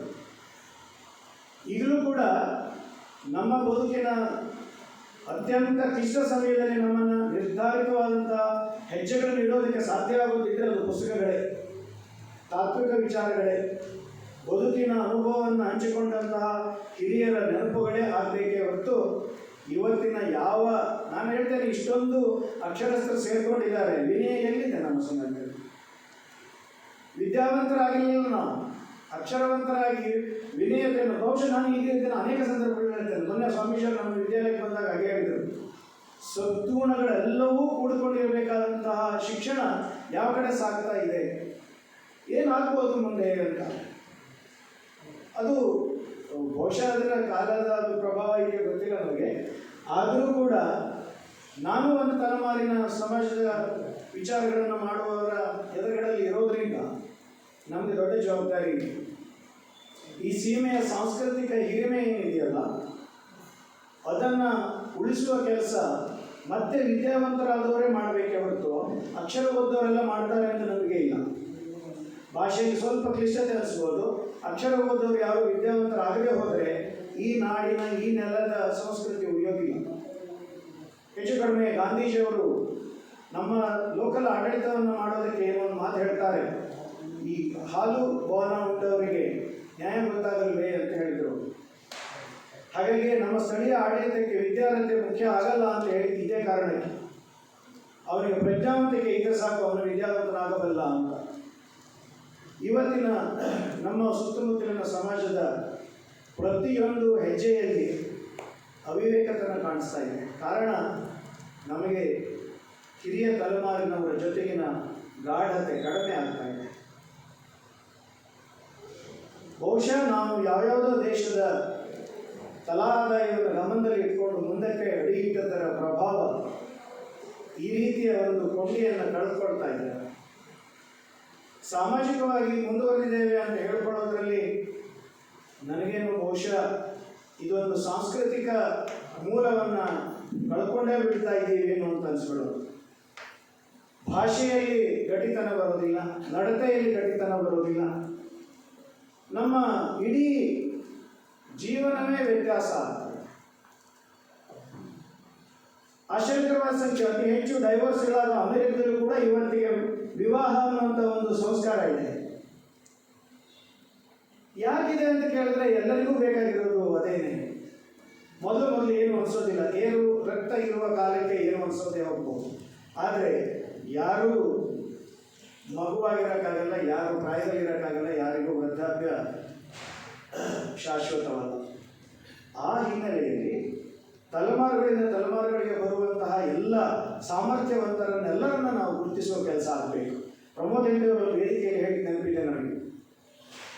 ಯಾರನ್ನ ನೀವು ಸಾಮಾಜಿಕವಾಗಿ ಗುರುತಿಸಬೇಕು ಅಂತ ಯೋಚನೆ ಮಾಡ್ತೀರೋ ಅದನ್ನು ತಕ್ಷಣದಲ್ಲಿ ವೇದಿಕೆ ಕರೆದು ಅವರಿಗೆ ನಮ್ಮ ಈ ಭಾಗದ ಅಥವಾ ನಮ್ಮ ನೆಲದ ಸಂಪೂರ್ಣವಾದಂತಹ ಒಂದು ನ್ಯಾಯವನ್ನು ಅಥವಾ ಗೌರವವನ್ನು ಸಲ್ಲಿಸಿಬಿಡಿ, ಸಿಕ್ಕದೆ ಹೋಗ್ಬಿಡಬಹುದು ಅವರು ಅಂತ. ಅಂಥವರಲ್ಲಿ ಒಬ್ಬರು ಹೆಗ್ಡೆಯವರು ನಮ್ಮನ್ನು ದೂರ ಮಾಡ್ಕೊಂಡ್ಬಿಟ್ಟಿದ್ದಾರೆ. ಕರೋನಾದಲ್ಲಿ ನಾವು ಅವರನ್ನು ಕಳ್ಕೊಂಡ್ರು. ಅದ್ಭುತವಾದಂತಹ ಅಷ್ಟು ನಿಷ್ಠುರವಾಗಿ ತಮ್ಮ ವಿಚಾರಗಳನ್ನು ಪ್ರಸ್ತಾಪ ಮಾಡಿದವರು ಇತ್ತೀಚಿನ ದಿನಗಳಲ್ಲಿ ನಮ್ಮಂಥವ್ರ ಹತ್ತಿರದಲ್ಲಿ ಸಿಕ್ಕದವರು ಬಹಳ ಕಡಿಮೆ. ಹಾಗೆ ಏನು ಬರೇ 5ನೇ ಕ್ಲಾಸ್ವರೆಗೆ ಓದಿದ್ದು ದೊಡ್ಡಣ್ಣ, ಅವರು ಅಷ್ಟು ಎತ್ತರದ ಪುಸ್ತಕಗಳನ್ನೆಲ್ಲ ತಂದು ಓದಿದ್ದಾರೆ ಅಂತಂದ್ರೆ ಆಶ್ಚರ್ಯ ಅನ್ಸುತ್ತೆ. ಆ ಸಾಹಿತ್ಯವನ್ನು ಹೇಗೆ ಆರಿಸ್ಕೊಂಡ್ರು, ಅದನ್ನು ಭಾವನೆಗಳ ಮೂಲಕವಾಗಿ ನಿರರ್ಗಳವಾಗಿ ಪ್ರಸಂಗದಲ್ಲಿ ಆಗಲಿ ಅಥವಾ ಮಾತಿನಲ್ಲಿ ಅದನ್ನು ಅಳವಡಿಸಿಕೊಂಡದ್ದು ಹೇಗೆ? ಒಂದು ವಿದ್ಯಾವಂತರ ಅಲ್ಲದಿರುವ ಒಬ್ಬ ಮನುಷ್ಯ ಅದನ್ನೆಲ್ಲ ತನ್ನ ವ್ಯವಸ್ಥೆಗೆ ತಂದುಕೊಂಡದ್ದು ಹೇಗೆ? ಬಹಳ ಆಶ್ಚರ್ಯ ಅನಿಸುತ್ತೆ. ಅದಕ್ಕೆ ನಮ್ಮಲ್ಲಿ ನಾವು ಅವರನ್ನು ಹುಟ್ಟು ಪ್ರತಿಭೆ ಅಂತಲೇ ಕರೆದದ್ದು. ಬಹುಶಃ ಅವನು ಸ್ವಯಂ ಪ್ರವರ್ತಿತವಾಗಿ ಇದನ್ನು ಕಟ್ಟಿಕೊಂಡದಿದ್ದರೆ ಅದು ನಮ್ಮ ಕೊಡುಗೆ ಏನೂ ಇಲ್ಲ ಅದರಲ್ಲಿ. ಅದು ಅವನ ಬದುಕಿನಲ್ಲಿ ಹಿರಿಯರಿಂದ ಬಂದಿದ್ದಿರಬೇಕು ಅಂತ ಅವನ ಪ್ರಯತ್ನವೇ ಇದೆ. ಆದರೆ ಈ ವ್ಯವಸ್ಥೆಯ ಜೊತೆಗೆ ನಮಗೆ ಸಿಕ್ಕ ಲಾಭ ಏನು? ಹೊಸ ತಲೆಮಾರಿನವರಿಗೆ ಹಿರಿಯರ ನೆನಪಿನಲ್ಲಿ ನಮ್ಮ ಕುಟುಂಬಕ್ಕೆ ನಾವು ಅವನಿಂದ ಕಲಿತದ್ದು ಏನಪ್ಪ ಅಂತಂದರೆ, ಓದಿನಿಂದ ಬದುಕಿನ ಅತ್ಯಂತ ಕ್ಲಿಷ್ಟ ಸಮಯದಲ್ಲಿಯೂ ಕೂಡ ನಾವು ತಮ್ಮ ನಿರ್ಧಾರಗಳನ್ನು ಹೇಗೆ ನಿಲುಮೆಯಲ್ಲಿ ನಿಲ್ಲಿಸ್ಕೊಳ್ಬೋದು ಅಥವಾ ನಮ್ಮತನವನ್ನು ನಾವು ಬಿಟ್ಟುಕೊಳ್ಳದೇನೆ ಸಂಸ್ಕಾರಿತವಾಗಿ ಹೇಳ್ಬೋದು ಹೇಗೆ ಅನ್ನೋದನ್ನು ಕೊಟ್ಟದ್ದಿದ್ರೆ ಅದು ಅವರ ಒಂದು ಫಲಶ್ರುತಿಯಾಗಿರಬೇಕು. ಇಲ್ಲದಿದ್ದರೆ ಅದು ಸಾಧ್ಯ ಆಗಲ್ಲ. ಎಲ್ಲ ವಿಭಾಗದಲ್ಲಿ ಇವತ್ತು ನಮ್ಮ ಕುಟುಂಬದ ನಮ್ಮ ಈ ಭಾಗದ ಜನರೆಲ್ಲ ಮುಂದುವರೆದಿದ್ದಾರೆ. ಆದರೆ ಹಿರಿಯರ ನೆನಪುಗಳು ಇನ್ನೂ ನಮ್ಮ ತಲೆಮಾರುಗಳಿಗೆ ಮತ್ತು ಬರಬೇಕಾಗಿದೆ. ಆ ದಿನಗಳಲ್ಲಿ ಅವರು ಏನು ಆಗಲೇ ಹೇಳಿದ್ರಲ್ಲ, ಏನು ವ್ಯವಸ್ಥೆ ಇತ್ತು. ಇವತ್ತು ಸುಶ್ರಾವ್ಯವಾಗಿ ಹಾಡಿದ್ದಕ್ಕೆ ಡಿಜಿಟಲ್ ಮೋಡಿಫಿಕೇಶನ್ ಮಾಡಿಬಿಟ್ರೆ ಒಬ್ಬ ಹಾಡುಗಾರನು ಕೂಡ ಅದ್ಭುತನಾಗಬಲ್ಲ. ಏನೂ ಇಲ್ಲದಿರುವ, ಯಾವ ಆಡಂಬರಗಳು ಇಲ್ಲದ ಕಾಲದಲ್ಲಿ ಮಾತಿನ ಮಂಟಪವನ್ನು ಕಟ್ಟೋದು ಮಾತ್ರವಲ್ಲ, ಮಾತಿನ ಸಾಮರ್ಥ್ಯದ ಮೂಲಕವಾಗಿ ಇಡೀ ಸಭೆಯನ್ನು ನಿರ್ವಹಿಸುವಂಥ ಒಂದು ಸಾಮರ್ಥ್ಯ ಇದೆಯಲ್ಲ, ಅದು ಕಷ್ಟದ ಕೆಲಸ. ಆದರೆ ವಿದ್ಯಾವಂತಿಕೆಯ ಮೂಲಕವಾಗಿ, ಅಂದರೆ ನಾನು ಹೇಳಿದ್ದೇನೆ, ಓದಿನ ಮೂಲಕವಾಗಿ ವಿದ್ಯಾವಂತರಾಗ್ತಾ ನಮ್ಮ ಮನೆಯಲ್ಲಿ ನಮ್ಮ ತಂದೆಯವರಿಂದ ಹಿಡಿದು ಎಲ್ಲರಿಗೂ ಹೊಸ ಒಂದು ಔಪಚಾರಿಕ ಶಿಕ್ಷಣವನ್ನು ಸಿಗುವಂತೆ ಮಾಡುವಂತಹ ಒಂದು ಮನಸ್ಥಿತಿಯ ಧೋರಣೆಗೆ ನಮ್ಮ ಎಲ್ಲರಿಗೂ ಅವಕಾಶವಾಗುವಂತೆ ಕಟ್ಟಕಡೆಯ ತಲೆಮಾರಿನವರು ಕೂಡ ಅತ್ಯುನ್ನತವಾದಂತಹ ವಿದ್ಯಾಭ್ಯಾಸವನ್ನು ಮಾಡಿದರೂ ಕೂಡ ಮೂಲದಲ್ಲಿ ಮನೆಯ ಸಂಸ್ಕಾರವನ್ನು ಮರೆಯದೇನೆ ಬೆಳೆಯುವಂತಹ ಮಕ್ಕಳಿಗೆ ದಾರಿಯಾಗುವಂತಹ ಒಂದು ಕುಟುಂಬ ಬರಬೇಕು ಅಂತಂದರೆ ಅದಕ್ಕಿಂತ ಹಿರಿಯರ ಒಂದು ಆಶೀರ್ವಾದ ಬೇಕಾಗ್ತದೆ. ಆ ಕಾರಣದಿಂದಾಗಿ ನೆನಪಿಸ್ಕೊಳ್ಬೇಕು, ನಮ್ಮ ಮನೆಯಲ್ಲಿ ಇವತ್ತು ಎಲ್ಲರಿಗೂ ಈ ಪುಸ್ತಕದ ಓದಿನ ಜೊತೆಯಲ್ಲಿ ಅದನ್ನು ಭಾಷೆಯಾಗಿ ಪರಿವರ್ತಿಸಿಕೊಳ್ಳಬಲ್ಲಂತಹ ಎಲ್ಲರಿಗೂ ಈ ಸಾಮರ್ಥ್ಯ ಬಂದಿದೆ. ಅದಕ್ಕಾಗಿ ನನಗೆ ತುಂಬ ಹೆಮ್ಮೆ ಇದೆ. ಅವರ ಆಶೀರ್ವಾದವೇ ಇರಬೇಕು. ಅಜ್ಜ ಓದಲೇ ಇಲ್ಲ ಅಂತ ಕೇಳಿದ್ದೇನೆ, ಸೂರ ಹೆಗಡೆ ಅಂತ ಬರೆಯೋದು ಗೊತ್ತಿತ್ತು ಅವರಿಗೆ ಅಷ್ಟೇ. ಅದು ಅಕ್ಷರ ಅಂತಲ್ಲ, ಅದು ಬಹುಶಃ ಚಿತ್ರವಾಗಿ ಅವರ ಮನಸ್ಸಿನಲ್ಲಿ ಇದ್ದದ್ದಷ್ಟೇ. ಹಾಗೆ ನಮ್ಮ ಮನೆಯಲ್ಲಿಯೇ ಕೆಲವು ಕಾಲ ಈ ಒಂದು ವ್ಯವಸಾಯ ಸೇವಾ ಸಹಕಾರಿ ಸಂಘ ನಡೆದಿತ್ತು, ಅದಕ್ಕೆ ಆಶ್ರಯವಾಗಿತ್ತು ಅನ್ನುವಂತಹ ವೇದಿಕೆಯಲ್ಲಿ ಇದೊಂದು ಕಾರ್ಯಕ್ರಮ ಈ ಸಂದರ್ಭದಲ್ಲಿ ಇಲ್ಲಿ ನೆಲೆಗೊಳ್ಳುವಂತಾಗಿ ಆಲೋಚನೆಯನ್ನು ಮುಂದುವರಿಸಿಕೊಂಡು ಬಂದಂತಹ ತಲೆಮಾರಿನಲ್ಲಿ ನಮ್ಮ ಮನೆಯ ಮೊಮ್ಮಗಳು ನಿರ್ಮಲ, ಅವಳಲ್ಲಿ ಇದೊಂದು ಗಂಡು ಕಲೆ ಇದ್ದದ್ದು ಮತ್ತೆ ಸ್ಫುರಣಗೊಂಡು ಅವಳ ಸಾಮಾನ್ಯ ವಯಸ್ಸಿನಲ್ಲಿ ಬಂದದ್ದಲ್ಲ, ಅದು ಮದುವೆಯಾದ ನಂತರದಲ್ಲಿ ಊರ್ಜಿತಗೊಂಡು ಅದನ್ನು ವ್ಯವಸ್ಥಿತವಾಗಿ ಇವತ್ತು ಸಮಾಜಕ್ಕೆ ಕೊಡಬಲ್ಲಂತಹ ಒಂದು ಪ್ರಯತ್ನ ನಡೆದಿದೆ ಅಂತ ಆದರೆ ಯೋಚನೆ ಮಾಡಬೇಕು. ಸುಮಾರು ವರ್ಷಗಳಿಂದ ಒಂದು ನೆನಪು ಬರ್ತದೆ, ಜಿ ಎನ್ ಶಾಸ್ತ್ರಿ ಅವರು ಈ ವೇದಿಕೆಯಲ್ಲಿದ್ದಾರೆ, ಸಭಾಸತ್ರದಲ್ಲಿದ್ದಾರೆ. ಮಂಚಿಕೆರೆಯ ಹೈಸ್ಕೂಲಿನ ಕಟ್ಟಡದ ಸಿದ್ಧತೆ ಬಂದಾಗ ನಮ್ಮ ತಂದೆಯವರಲ್ಲಿ ಒಂದು ಮಾತು ಹೇಳಿದ್ರಂತೆ, ನೀನು ವಿದ್ಯಾವಂತನಾದ್ದರಿಂದ ನಿಮ್ಮ ಮನೆಯಲ್ಲಿ ವಿದ್ಯಾವಂತರನ್ನ ಜಾಸ್ತಿ ಜನರನ್ನ ಮಾಡೋದಕ್ಕೆ ಅನುಕೂಲ ಆಯಿತು, ಹಾಗಾಗಿ ನಿಮ್ಮ ಕಾಂಟ್ರಿಬ್ಯೂಷನ್ ಜಾಸ್ತಿ ಬರಬೇಕು ಅಂತ ಹೇಳಿದ್ರು. ಇದಲ್ಲದೆ ಬೇರೆ ಏನು ಹಿರಿಯರಿಂದ ನಮಗೆ ತಲುಪಬೇಕಾದಂತಹ ಸಂಗತಿಗಳು ಬೇರೆ ಏನೋ ನಾವು ನಿರೀಕ್ಷೆ ಮಾಡ್ಬೋದು. ಸಂಪತ್ತು ಎಷ್ಟೇ ತಂದಿಟ್ರು ಮನುಷ್ಯನೊಬ್ಬ ಅದನ್ನು ವ್ಯವಸ್ಥಿತವಾಗಿ ತಗೊಂಡು ಹೋಗ್ತಾನೆ ಅಂತ ನನಗೆ ಅನಿಸೋದಿಲ್ಲ. ಯಾಕಂದರೆ ಇವತ್ತಿನ ಬಹುಶಃ ನೀವು ನೋಡ್ಬೋದು, ಜಗತ್ತಿನ ವಿದ್ಯಮಾನಗಳಲ್ಲಿ 1929ರಲ್ಲಿ ಅಮೆರಿಕಕ್ಕೆ ಬಂದಂತಹ ಒಂದು ಆರ್ಥಿಕ ಹಿನ್ನಡೆ ಸದ್ಯದಲ್ಲಿ ಬರಲಿಕ್ಕಿದೆ ಅಂತ ಹೇಳ್ತಿದ್ದಾರೆ. ಜಾಗತಿಕನಾಗಿ ದೊಡ್ಡಣ್ಣ ಅಂತ ಕರೆಸಿಕೊಂಡಂತಹ ದೇಶದವರಿಗೂ ಕೂಡ ಕಳೆದುಕೊಂಡದ್ದು ಎಲ್ಲಿ ಅಂತ ಹುಡುಕುವಾಟ ನಡೆದಿದೆಯೇ ಹೊರತು ಅದನ್ನು ಮತ್ತೆ ಪುನಃ ಸೃಷ್ಟಿಸುವ ಕೆಲಸ ಇದೆಯಲ್ಲ, ಈಗ ಅವರು ಒಂದೇ ದೇಶಕ್ಕಾಗಲ್ಲ, ಅದು ಜಾಗತಿಕ ಎಲ್ಲ ದೇಶಗಳು ಸೇರಬೇಕಾಗ್ತದೆ. ಆದರೆ ವ್ಯಕ್ತಿಯೊಬ್ಬ ಈ ರೀತಿಯ ಒಂದು ಸಾಂಸ್ಕೃತಿಕ ಜಗತ್ತನ್ನು ಕಟ್ಟಿಕೊಡ್ತಾನೆ ಅಂತ ಆದರೆ ಅದರ ಮೂಲಕವಾಗಿ ಬೆಳೆಯುವ ಒಂದು ಸೌಭಾಗ್ಯ ಇದೆಯಲ್ಲ, ಅದು ನಮ್ಮ ಮನೆಗೆ ಸಿಕ್ಕಿದೆ. ಆ ಮೂಲಕವಾಗಿ ನನ್ನ ಮನೆಯವರ ನೆನಪಿನಲ್ಲಿ ದೊಡ್ಡಣ್ಣ ಇನ್ನು ಹಾಗೆಯೇ ಇದ್ದಾನೆ. ನಮ್ಮ ಮನೆ ಉಳಿದವರೆಲ್ಲ ದೊಡ್ಡ ಮಾವ ಅಂತ ಹೇಳ್ತಾರೆ, ನಾವೆಲ್ಲ ದೊಡ್ಡಣ್ಣ ಅಂತಲೇ ಹೇಳ್ತಾ ಇದ್ದೀವಿ. ಇಷ್ಟು ಹಿರಿದಾದ ಸಾಂಸ್ಕೃತಿಕ ಸಂಪತ್ತನ್ನು ಅವರು ನಮಗೆ ಬಿಟ್ಟೋಗಿದ್ದಾರೆ ಅನ್ನುವಂಥ ಹೆಮ್ಮೆ ಇದೆ. ಆ ಕಾರಣಕ್ಕಾಗಿ ಇವತ್ತಿನ ವೇದಿಕೆ ನಮಗೆ ತುಂಬ ಹೆಮ್ಮೆ ತಂದಿದೆ. ನನ್ನ ತಲೆಮಾರಿನ ನನ್ನ ಮುಂದಿನ ತಲೆಮಾರಿನವರು ಕೂಡ ಬಂದಿದ್ದರೆ ಅವರು ಕೂಡ ನೆನಪಿಸ್ಕೊಳ್ಬೇಕಾದಂತಹ ದಿನ ಇದು. ಖಂಡಿತವಾಗಿ ನಾವು ನಮ್ಮ ಮನೆ ಅವರು ಬಿಟ್ಟು ಹೋದಂತಹ ಈ ಒಂದು ಸಾಂಸ್ಕೃತಿಕ ಸಾಮ್ರಾಜ್ಯದ, ಅಂದರೆ ನಾನು ಈ ಭಾಗದ ಸಾಂಸ್ಕೃತಿಕ ರಾಯಭಾರಿ ಅಂತಲೇ ನಾನು ಅವರನ್ನು ಗ್ರಹಿಸ್ತೇನೆ. ನನಗೆ ಅದೇ ಇವತ್ತಿಗೂ ಕೂಡ ಹೆಮ್ಮೆ ಇದೆ. ಆ ಮೂಲಕವಾಗಿ ಉಮಾಕಾಂತ್ ಭಟ್ರು ಬಂದಾಗ ನಾವು ಸ್ವಲ್ಪ ಚರ್ಚೆ ಮಾಡಿದ್ವಿ. ಅವರು ನನಗಿಂತ ತುಂಬ ಇದ್ದರು, ಅವರಿಗೆ ಅವರ ನಮ್ಮೆಲ್ಲರಿಗಿಂತ ಹೆಚ್ಚಿನ ನೆನಪಿದೆ ನಾರಾಯಣ ಹೆಗ್ಡೆಯವರ ನೆನಪಿನಲ್ಲಿ, ದೊಡ್ಡಣ್ಣನ ನೆನಪಿನಲ್ಲಿ. ಆದರೆ ನನಗನ್ಸಿದ್ದು ಅದು ಕೇವಲ ಮನ ಮುಟ್ಟಿದ ಮಾತುಗಾರನಾಗಿ ಅರ್ಥ ಅಲ್ಲ, ಮನ ಮೆಚ್ಚಿದ ಮಾತುಗಾರನಾಗಿ ಅವರು ನಮ್ಮ ಮಧ್ಯದಲ್ಲಿ ನಿಂತಿದ್ದಾರೆ ಅಂತ ಹೇಳ್ತಾ ಅವಕಾಶಕ್ಕಾಗಿ ಮತ್ತೊಮ್ಮೆ ಎಲ್ಲರನ್ನ ವಂದಿಸಿ ನಾನು ಮಾತನ್ನು ಮುಗಿಸ್ತೇನೆ. ಧನ್ಯವಾದ.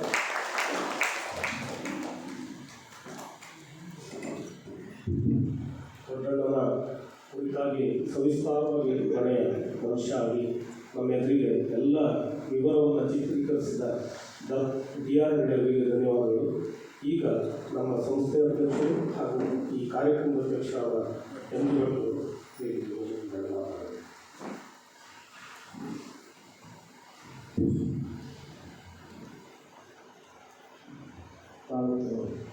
ಮಾತಾಡೋದಿಲ್ಲ, ಯಾಕಂದರೆ ಮುಂದೆ ಕಾರ್ಯಕ್ರಮ ನಡೀತಿದೆ. ಅದ್ರ ಜೊತೆನೇ ನನಗೆ NS ಹೆಗ್ಡೆಯವರ ಕಲೆಯ ಬಗ್ಗೆ, ಅವರ ನಾಟಕದ ಬಗ್ಗೆ ಯಾವುದೇ ವಿಷಯ ಗೊತ್ತಿಲ್ಲ ಅನ್ನೋದನ್ನು ಪ್ರಾಮಾಣಿಕವಾಗಿ ಇಲ್ಲಿ ಮೊದಲನೇದಾಗಿ ಹೇಳಲಿಕ್ಕೆ ಇಷ್ಟಪಡ್ತೇನೆ. ಇವತ್ತಿನ ಈ ಕಾರ್ಯಕ್ರಮವನ್ನು ನನ್ನ ಜೊತೆ ಸಂಘಟನೆಗೆ ಕಾರಣರಾದಂಥ ಯಕ್ಷಗೀತೆಯ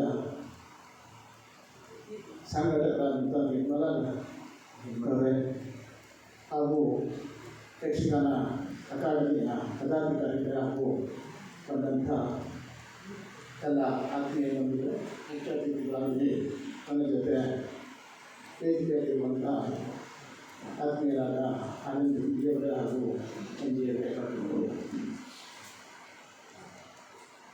ನಾವೆಲ್ಲರೂ ಸಣ್ಣವರು ಕನ್ನಡ ಶಾಲೆ ಹೈಸ್ಕೂಲಿಗೆ ಹೋಗುವ ಸಮಯ NS ಬಗ್ಗೆ ನನಗೆ ಆಗ ಗೊತ್ತಿದೆ. ಆದರೆ ಅವರ ಯಾವುದೇ ಕಾಲಬಂದಿಗಾಗಲಿ ಅಥವಾ ನಾಟಕಕ್ಕಾಗಲಿ ಕೂಡ ನೆನಪು ನನಗಿದೆ. ಆದರೆ ನನಗೆ ಅವರ ಬಗ್ಗೆ ಇರೋ ನೆನಪು ಅಂದರೆ, ನಾವು ಒಂದೇ ಊರಿನವರು. CMS ಅಂದರೆ ಒಂದೇ ಊರು. ಅದಕ್ಕಿಂತ ಹೆಚ್ಚಾಗಿ ನಮಗೂ ಹಾಗೂ ಮಣಕುಳಿ ಕುಟುಂಬಕ್ಕೆ ಏನೋ ಒಂದು ವಿವಾಹಭಾವ ಸಂಬಂಧ ಕಾಣ್ತದೆ. ಸುಬ್ರಾಯ ಹೇಳಿಯವರು ನಮ್ಮ ತಂದೆಯವರು ಭಾಳ ಆತ್ಮೀಯರು. ಅದೇ ರೀತಿ NS ಹೇಳಿದರು.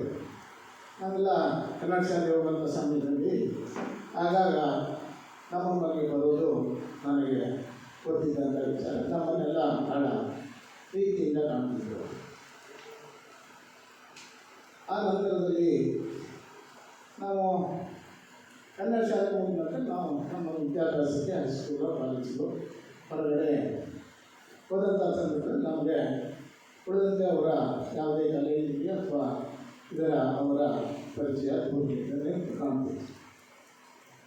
ಆದರೆ ನಾನು ಹೇಳಿದ್ದನ್ನು ಕೇಳಿದ್ದೇನೆ. NS ಹೇಳಿದ್ರು ಕನ್ನಡದ ಅರ್ಥ ಹೇಳಿದರೆ ಅಲ್ಲಿ ಮುಂತಾದ ಸಭಿಕರು ಎಲ್ಲರೂ ಕಣ್ಣೀರು ಹಾಕ್ತಿದ್ರು ಅನ್ನುವಂಥ ಮಾತುಗಳನ್ನು ನಾನು ಅನೇಕ ಬಾರಿ ಹೇಳಿದ್ದೆ.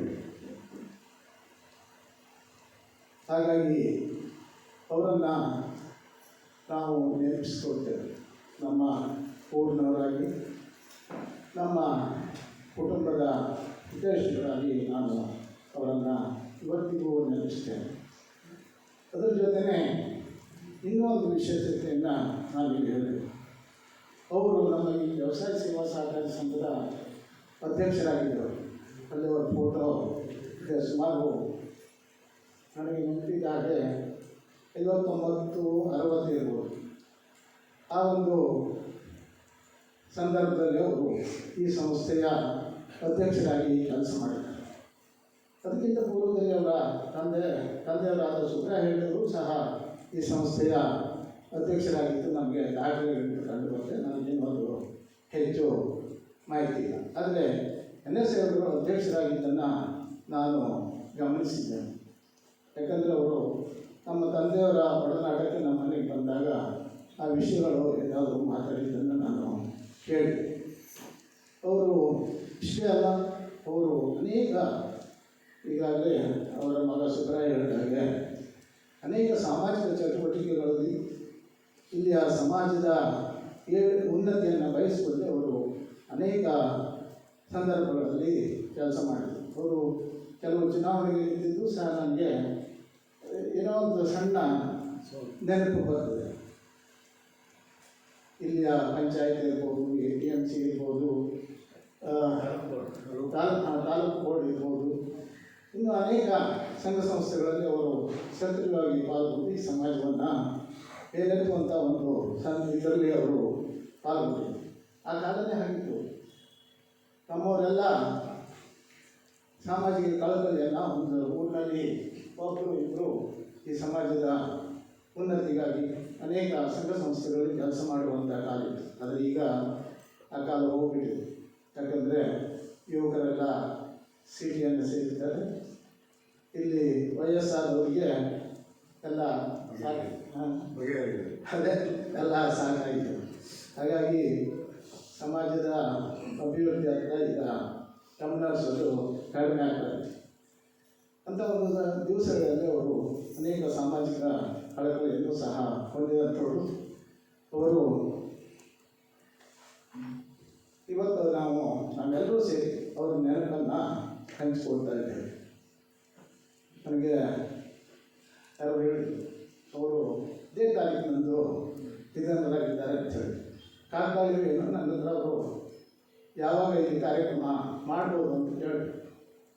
ಮೊದಲು ಅವರು ಪರ್ಯಾಯವಾಗಿ ನನ್ನ ಹತ್ರ ಕೇಳಿದ್ರು, ಹೀಗೆ ನೆನಪು ಅಂತ ಹೇಳಿ ಒಂದು ಕಾರ್ಯಕ್ರಮವನ್ನು ಮಾಡಬೇಕಂತಂದರೆ ಸೊಸೈಟಿಯಲ್ಲಿ ನೀವು ಇದನ್ನು ಮಾಡಲಿಕ್ಕೆ ಆಗ್ತದೆ ಅಂಥೇಳಿ RS ನನಗೊಂದು ದಿವಸ ಫೋನಲ್ಲಿ ಕೇಳಿದ್ರು.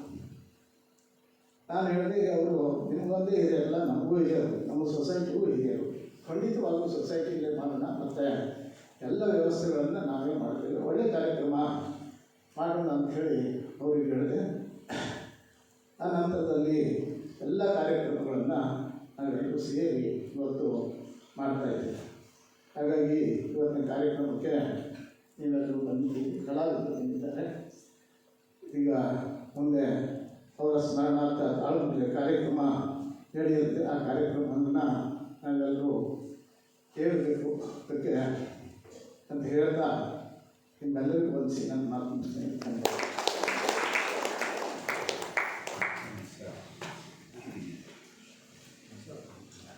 ಅಧ್ಯಕ್ಷತೆಯನ್ನು ವಹಿಸಿ ಎಲ್ಲ ವಿಷಯವನ್ನು ಕೂಡ ತಮ್ಮ ಗಮನಕ್ಕೆ ತಂದು ತಮ್ಮ ಮಾತುಗಳ ಮೂಲಕ ಆಡಿ ನಮ್ಮನ್ನೆಲ್ಲ ಖುಷಿಪಡಿಸಿದ ಸಂಸ್ಥೆಯ ಅಧ್ಯಕ್ಷರು ಹಾಗೂ ಈ ಕಾರ್ಯಕ್ರಮದ ಅಧ್ಯಕ್ಷರು NGO ಸಂಘಟನೆಯವರಿಗೆ ಧನ್ಯವಾದಗಳು. ಈಗ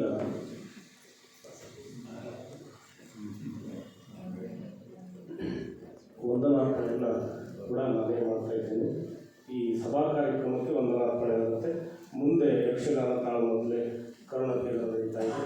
ಹಾಗಾಗಿ ಬಂದಂಥ ಎಲ್ಲರೂ ಕೂಡ ಕಾರ್ಯಕ್ರಮವನ್ನು ಕೂಡ ನೋಡಿ ಹೋಗಬೇಕು ಅಂತ ಸಂಘಟಕರು ಕೇಳ್ಕೊಂಡಿದ್ದಾರೆ. ಇಂದಿನ ಕಾರ್ಯಕ್ರಮಕ್ಕೆ ಅಧ್ಯಕ್ಷತೆಯನ್ನು ವಹಿಸಿ ಬಂದಂತಹ ನಮ್ಮ ಸಂಸ್ಥೆಯ ಹೆಮ್ಮೆಯ ಅಧ್ಯಕ್ಷರು MG ಭಟ್ ಸಂತಗುಂಡಿ ಅವರಿಗೆ ಈ ಸಂಘಟನೆಯ ಪರವಾಗಿ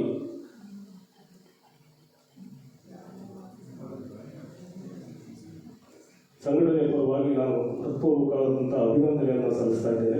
ಹಾಗೆ ವೇದಿಕೆ ಮೇಲೆ ಆಸೀನರಾಗಿರುವಂತಹ NJ ಹೆಗಡೆ ಕಟ್ಟಕೇರಿಯವರು ಹಾಗೂ ಆರ್ಯನ ಗುಂಡಿಯವರು ಮುಖ್ಯ ಅತಿಥಿಗಳಾಗಿ ಈ ಕಾರ್ಯಕ್ರಮಕ್ಕೆ ಬಂದು ನಮ್ಮ ಕಾರ್ಯಕ್ರಮವನ್ನು ಯಶಸ್ಸುಗೊಳಿಸಿದ್ದಕ್ಕಾಗಿ ಅವರಿಗೂ ಕೂಡ ಧನ್ಯವಾದವನ್ನು ಹೇಳ್ತಾ ಇದ್ದೇನೆ.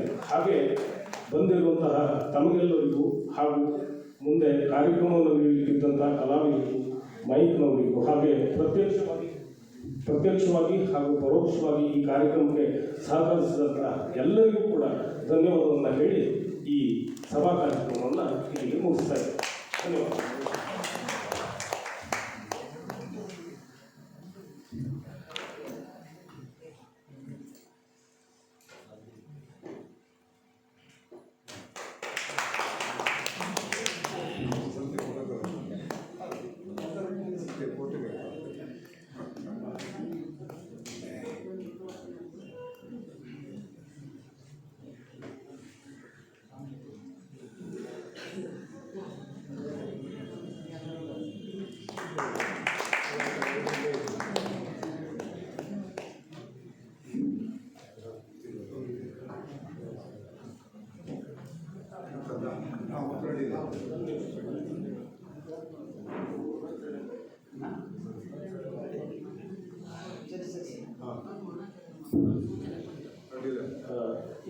ಮುಂದೆ ನಡೆಯುವಂತಹ ಕಾರ್ಯಕ್ರಮದಲ್ಲಿ ಪಾಲ್ಗೊಳ್ಳುವ ಕಲಾವಿದರು ದಯಮಾಡಿ ಎಲ್ಲ ವೇದಿಕೆ ಎದುರಿಗೆ ಬರಬೇಕು ಅಂತ ಸಂಘಟಕರು ಕೇಳ್ಕೊಳ್ತಾ ಇದ್ದಾರೆ. ದಯಮಾಡಿ ಒಂದ್ಸತಿ ವೇದಿಕೆ ಎದುರುಗಡೆ ಎಲ್ಲ ಕಲಾವಿದರು ಬರಬೇಕಾಗುತ್ತೆ.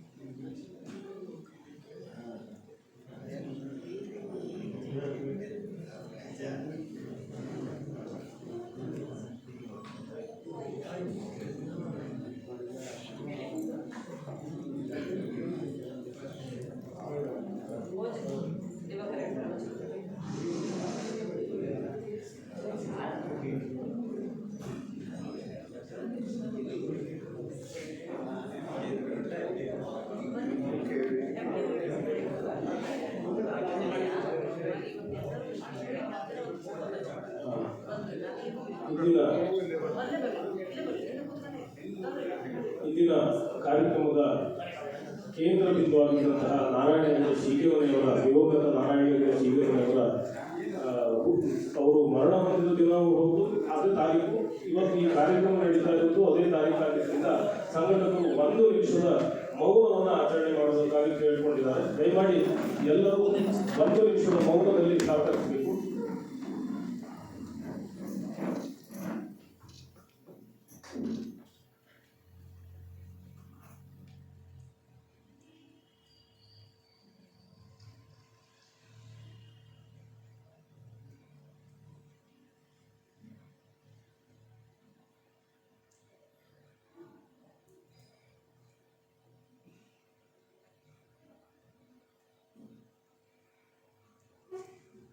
ಓಂ ಶಾಂತಿ.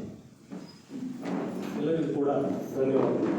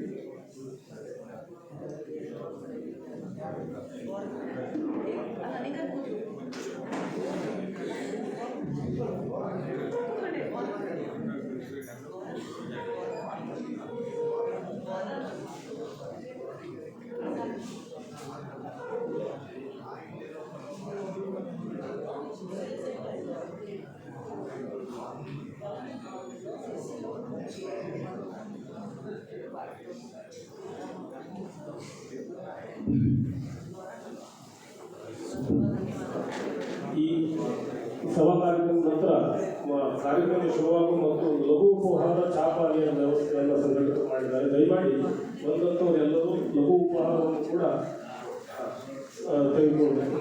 ಹಾಗೆ ಇಂತಹ ಒಂದು ಹಿರಿಯರ ವೇದಿಕೆಯಲ್ಲಿ ಮಾತನಾಡೋದಕ್ಕೆ ಅವಕಾಶವನ್ನು ಮಾಡಿಕೊಟ್ಟಂಥ ಯಕ್ಷಗಜ್ಜೆ ತಂಡ ನಿರ್ಮಾಣ ಮತ್ತು ಅವರ ಎಲ್ಲ ಸಹಪಾಠಿಗಳಿಗೆ ನಾನು ಧನ್ಯವಾದವನ್ನು ಕೃತಜ್ಞ